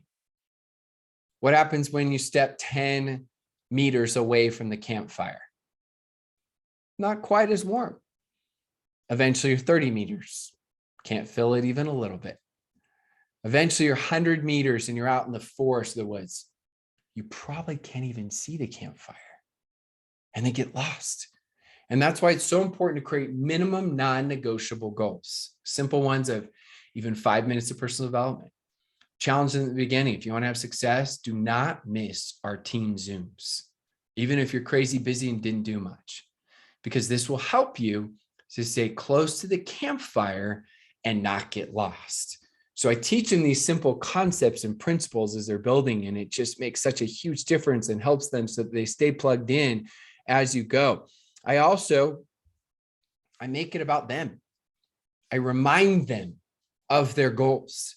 And if you're someone that, you're trying to build your team, I get it. It's harder for the CJs and Carsten because they have such a huge team that they're typically going to spend their time with people that are 7 and above from a leadership level standpoint, and new prospects of people that are also higher level prospects with higher level interest because they've got to use their time.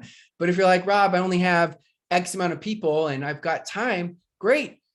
This is where you can sit down with some of these people. And what I like to do is I take their guilt away. So let's say I'm working with Susie, and Susie hasn't done anything in 2 months, but she had huge goals.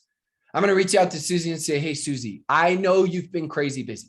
Everybody's busy. So I can say that. And all of a sudden I've taken the guilt away from her. Instead of saying, Susie, you haven't done anything. No, Susie, I know you've been crazy busy, but I know you can do this. And I want to help you. And I've got ways that I can help leverage your time so it's not overwhelming. I'd love to create a plan with you and do a 15-minute Zoom. Super simple. It's not about me at all. I want to make it about you, hear a little bit what's going on, some of your goals and stuff, because I got a plan that's going to help you out. And you go back to the basics, because successful people just do the basics. And I go back to the basics. And what I do is I map it out with them and help them out and help them get relaunched and help them get small wins. That's the other way to help people get motivated. Celebrate the effort and the activity that you know will lead to results. Because all too often we celebrate results. How do we get the results? Celebrate the activity and some of the actions that they're doing. So start celebrating the new contacts they're making and third-party validations they're making and all of this stuff. And this will help lead to getting some of the results. Start celebrating small wins. If you create a new plan with them, hey, let's just start out with doing personal development 5 minutes a day. Let's have you watch, one video for 5 minutes a day or 10 minutes, or listen to, a podcast, listen to Rob's podcast, Network Marketing Breakthroughs. And then let's start out with just having you reach out to 3 new people. That's it this entire week. Even if it's just people that want to be customers.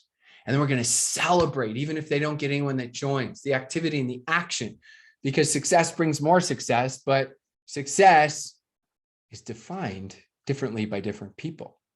And if we can get them a little bit of action, excitement, that progress can bring a little bit more progress and a little bit more progress and a little bit more progress as we go. And slowly but surely, you're going to find that it will help you out tremendously as you go. And you all know this, but I'm going to give you a quick reminder, a swift little kick in the butt reminder before we go to the next question. What's the number one way? I want you to think about this. You know this. What's the number one way to motivate your teams? Become the person you would want to recruit. Some of you are like, yeah, if I could just have 10 of me. Well, let's get more pointed. You don't have to answer this question, okay? Would you recruit you based on your activity the last week? And if you're just training to train to train, and you're not reaching out to new people, if you recruited a bunch of yous, you wouldn't have much that would happen. Would you recruit you based on what you've done the last month? Would you recruit you based on what you've done the last quarter or the last year? Some of you are like, stop looking at me, Rob. Stop judging me, right? Stop being Judge Judy over there, Rob. But I think when you write that down, that's something I would write down and just put in your office. Would I recruit myself based on what I've done? You say the last week. We don't always have perfect days, but you could say at least the last week you got enough time to do something, right? And it doesn't mean you have to go crazy fast. Tony Robbins says the definition of happiness is progress. As long as you're making progress and focusing on the income producing activities a little bit, it'll help make a huge difference. So always challenge yourself with that.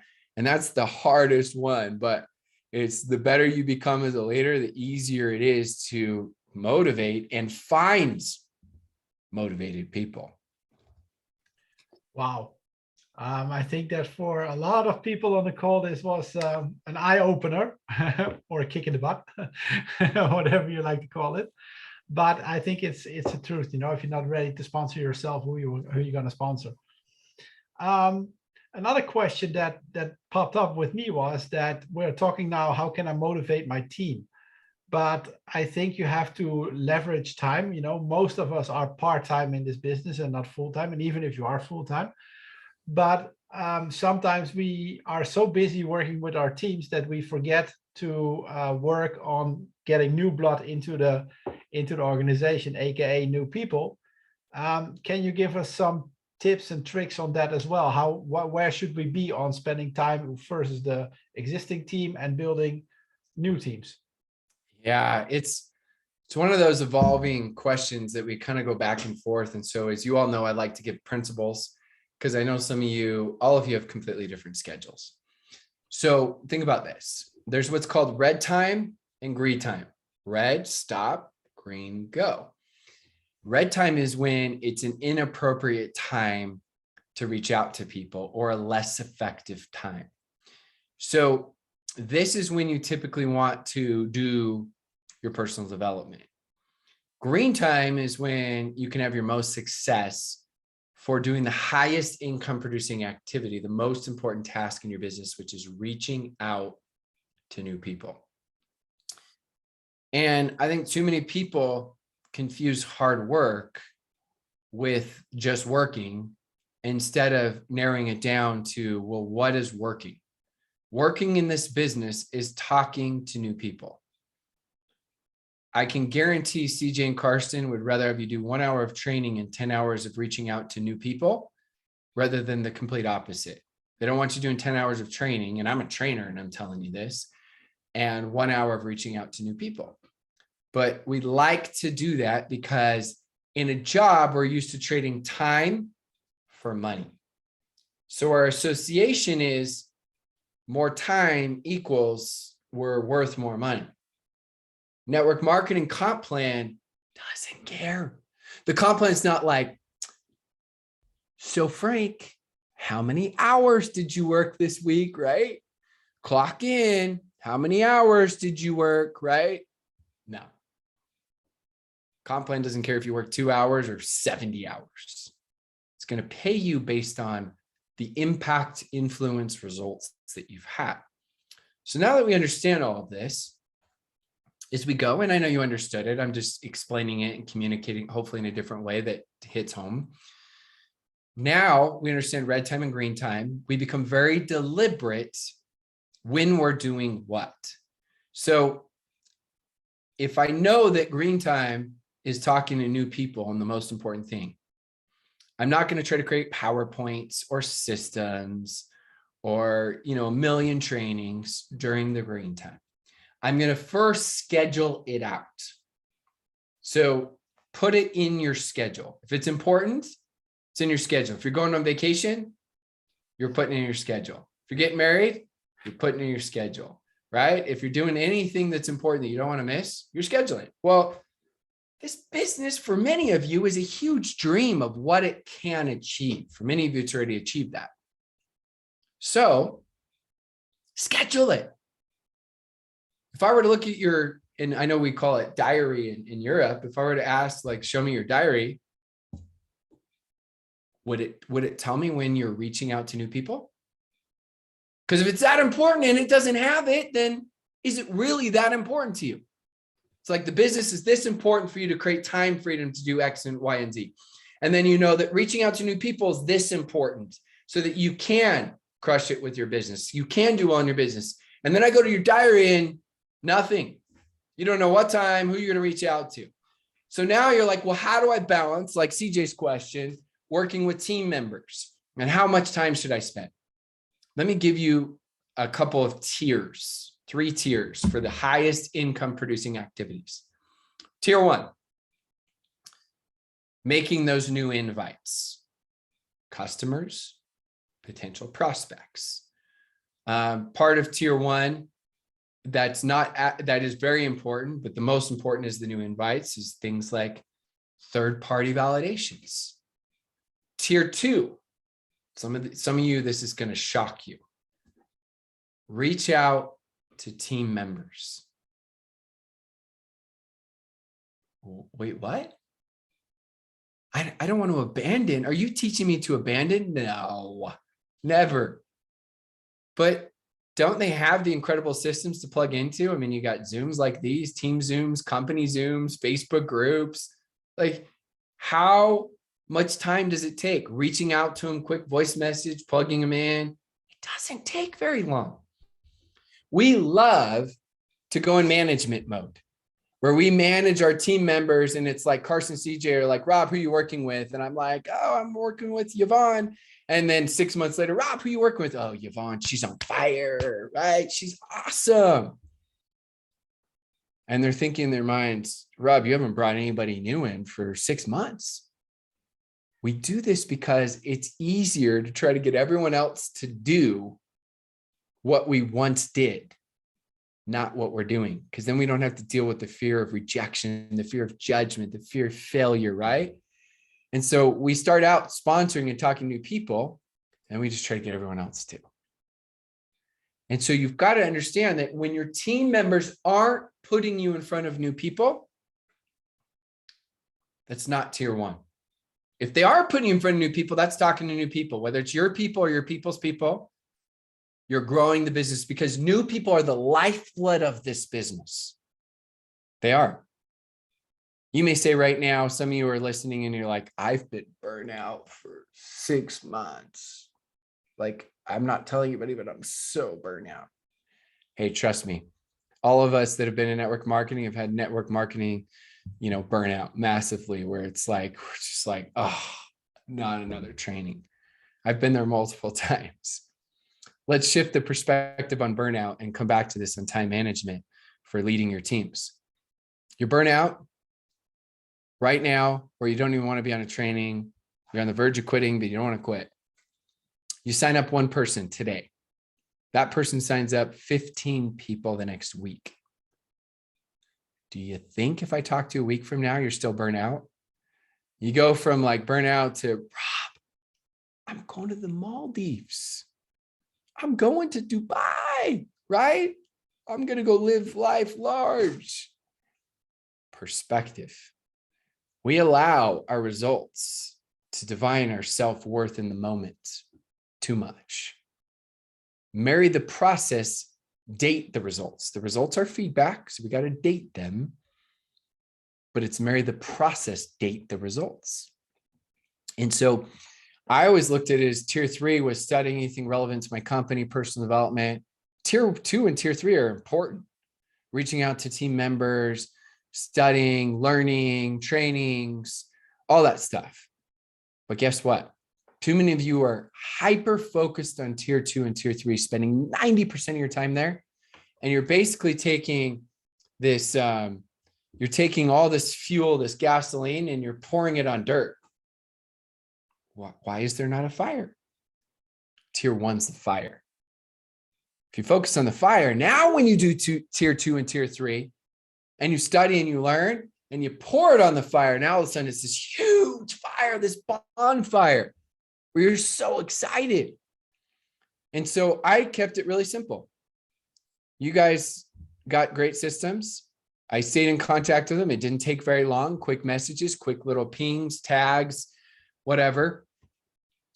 And my focus was always on talking to new people. That's where I think you should spend at least 80% of your time, whether it's your people or your people's people. And when they're not putting you in front of new people, don't be rude to them. Lead through influence, not through title. You're not their boss. Help inspire, cast a vision. And if they're not putting you in front of new people, you can do that quickly, but you spend 80% of your time talking to new people, because as you're building this business, this is how you create a really, really good organization. This is how you lead rather than manage. Managers don't make money in network marketing. They hope to find someone that does the work. Become the person that you would want to recruit. Now, when you guys hear cliches like the speed of the leader, the speed of the pack, that's what they mean. Because when you do something well, it duplicates sometimes. I have kids, so I know. When I do something poorly, I swear, it always duplicates. So that's where I was like, I got to set the tone. And if you start managing all your team members, well, what are they going to do? They're going to manage everyone.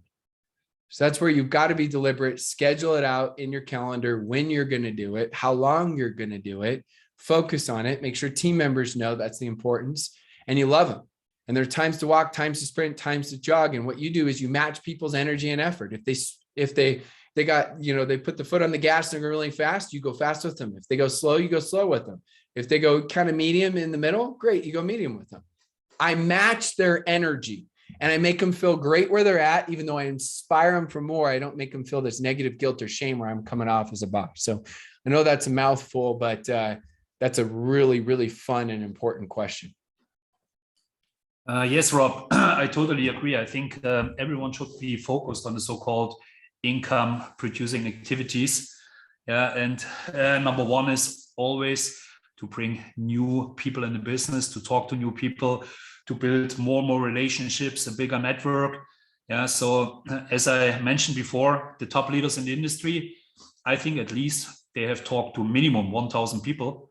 to become successful, to have 6-figure per month or 7-figure per month.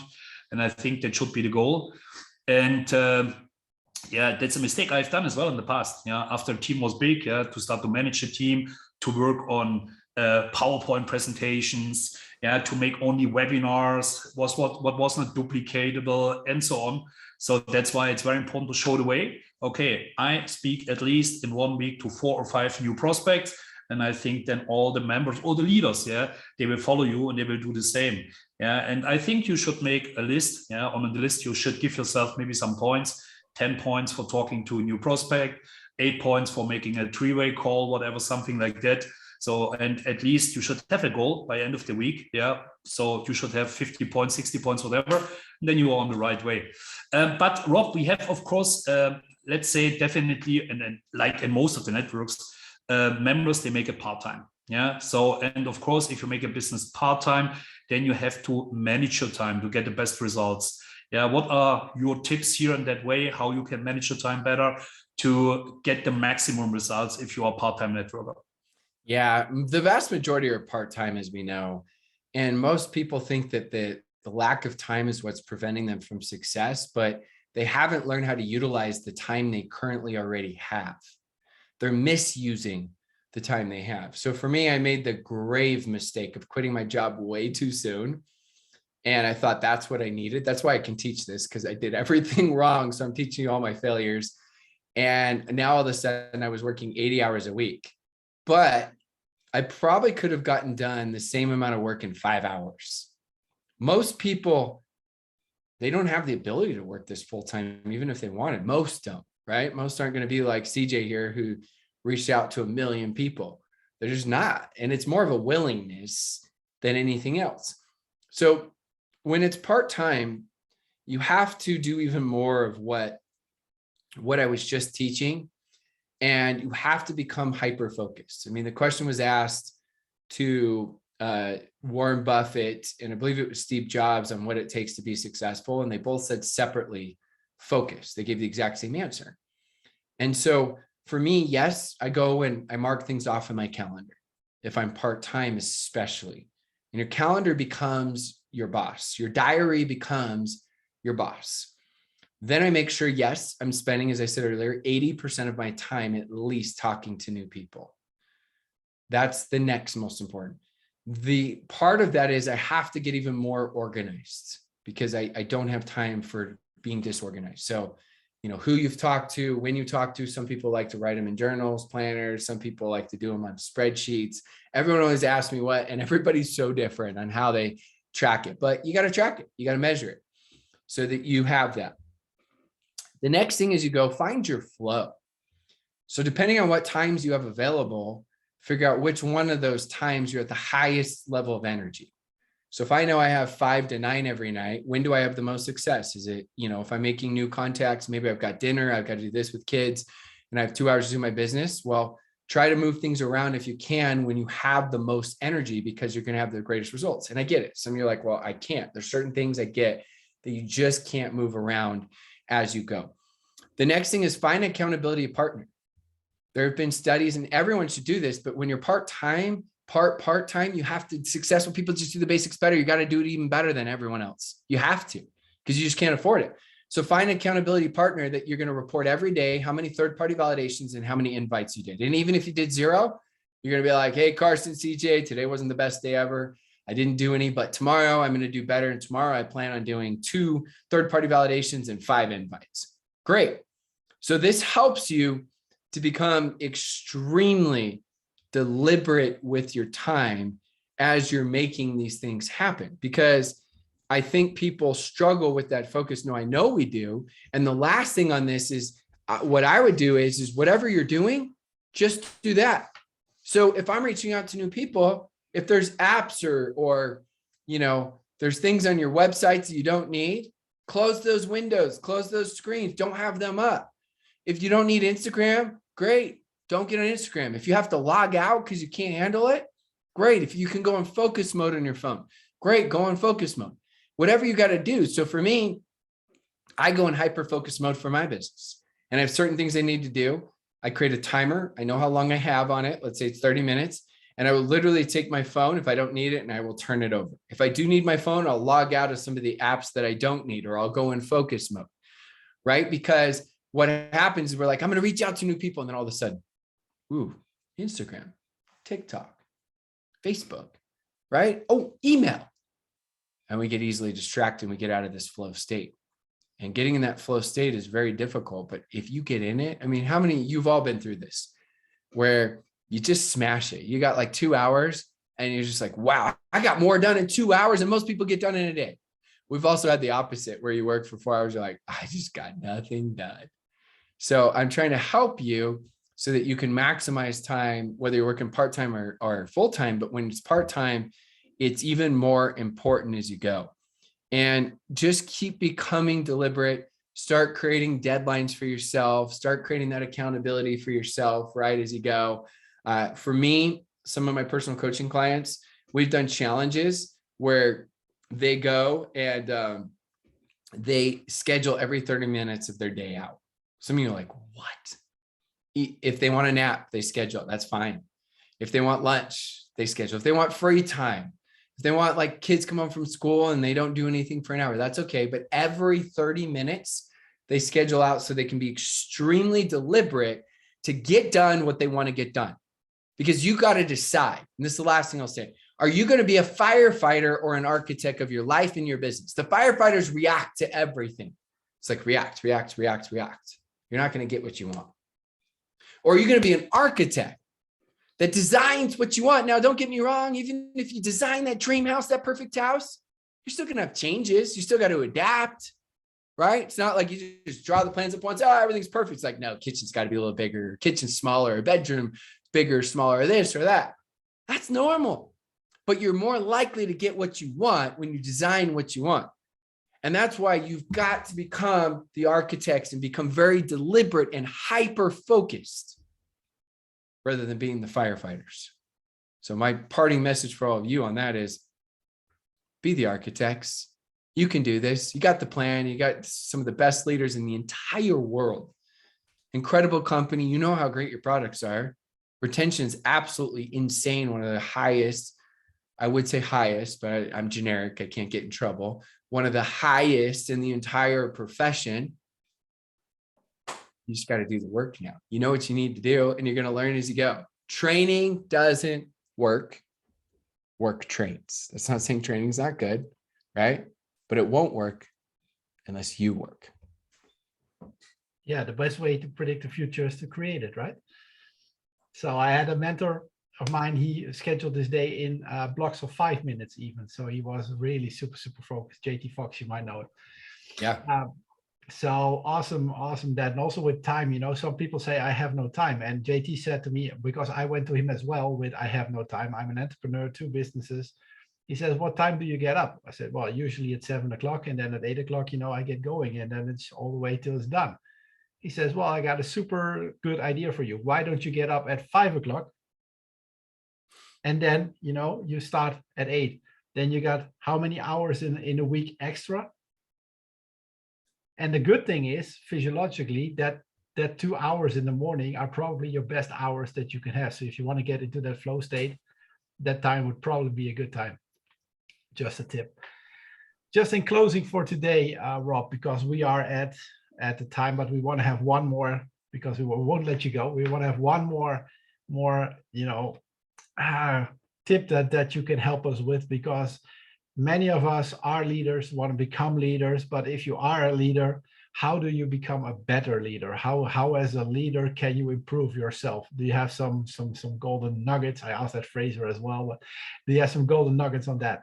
Yeah. I mean, like I said, you want to become the person you want to recruit. So if you're telling everybody to go talk to new people and you're not, then you're going to feel like a fake, right? It's different if you've gotten to the point where your organization's so mature and you're living the dream. I get that.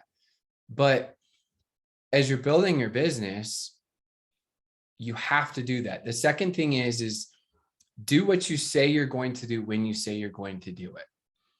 Because if you say you're going to wake up at 6 a.m. and you never do, withdrawal of trust in yourself.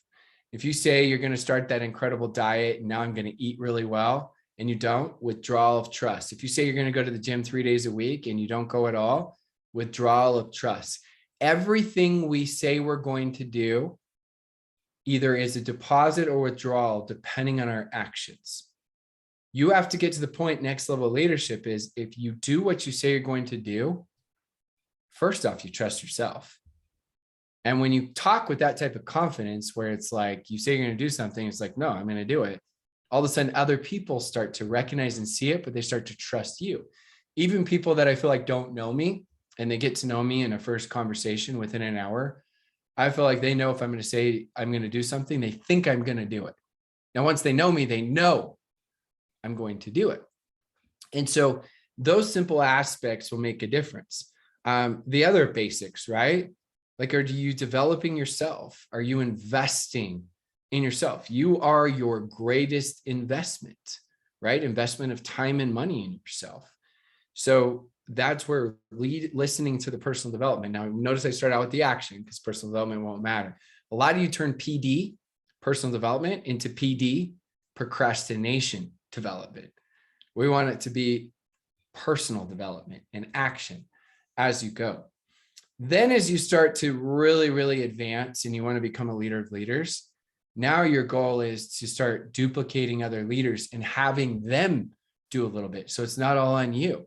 Having them help on the presentation, having them, right, take some of the responsibility so that they can grow as well. Because all too often when we're trying to reach that next level leadership, right, as we go, it's like we do everything for everyone and we become a leader of followers. It's like a baby learning to walk. Can you imagine, like, not letting the baby ever fall? The baby's never going to learn how to walk. And we do that in our businesses because we just want to go faster. But in the end, it ends up being slower. So yes, the beginning you lead. And then after that, we help teach them, but we give them responsibility as we want to become a next level leader. And then the last thing that goes along with all of it is consistently have goals that scare you. If you don't have goals that scare you, you don't have a vision or dream big enough. You got to always have a goal that scares you. I always have goals that scare me, right? Make me a little bit nervous, because pressure is a privilege. Pressure is a privilege. I teach this in sports. I teach this in all aspects of life. Pressure is a privilege. My association to pressure is not negative, right? It's like the whole pressure can create diamonds. So we want to look at it is how do I consistently get out of my comfort zone? And the more consistent and deliberate you get at getting out of your comfort zone, the more you're going to stretch yourself as you grow. And sorry, the last thing, ask for feedback. Too many people are so scared. Like, ask, you do a presentation and say, CJ, Carsten, how do you think I did? Or, hey, I'm doing this and this and this. What do you think I could do better? Like, ask for feedback. When I started public speaking, I was the world's worst public speaker. Somebody like, no, he's just saying that. No. I could bring on friends that would show you. When I started doing Facebook Lives, I built my business in 40 countries, made millions of dollars. I was so bad on lives, I would get 2 to 3 comments. I couldn't even get courtesy comments from my team. I was boring. I was bad. But I failed forward more and faster than most people. And I failed forward faster to leadership than most people. And I kept asking for feedback, and I kept getting out of my comfort zone and being deliberate and just kept improving. So like I said earlier, is it worth it? Can I do it? I just want to say to all of you, it is 100% worth it. And you know you can do it. You know you can do it. The company's too good. The systems are too good. The leadership's too good. Products are too good, right? You know you can't. So now just hyper focus. You don't have to focus on the huge goal yet. You can narrow it down small, marry the process, date the results, and let's go make it happen. Wow. Thank you very much, Rob.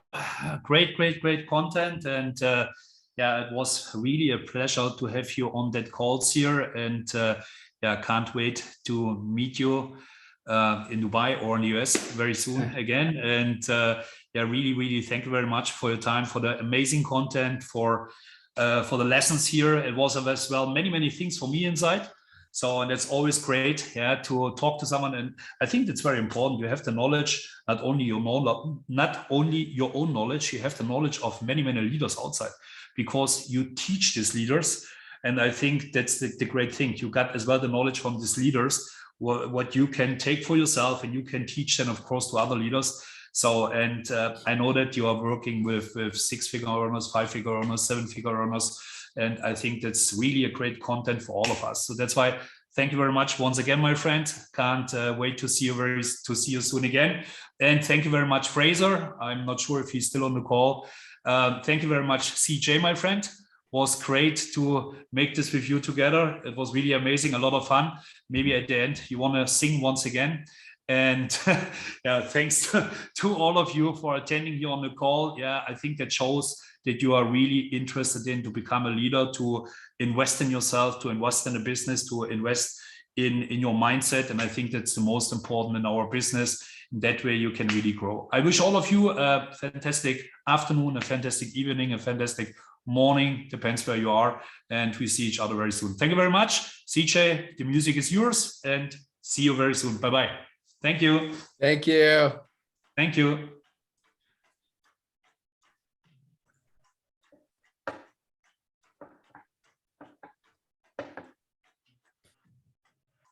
No, it spreads faster than any virus. Fear. When it comes to fear, you can either forget everything and run. Say, ah.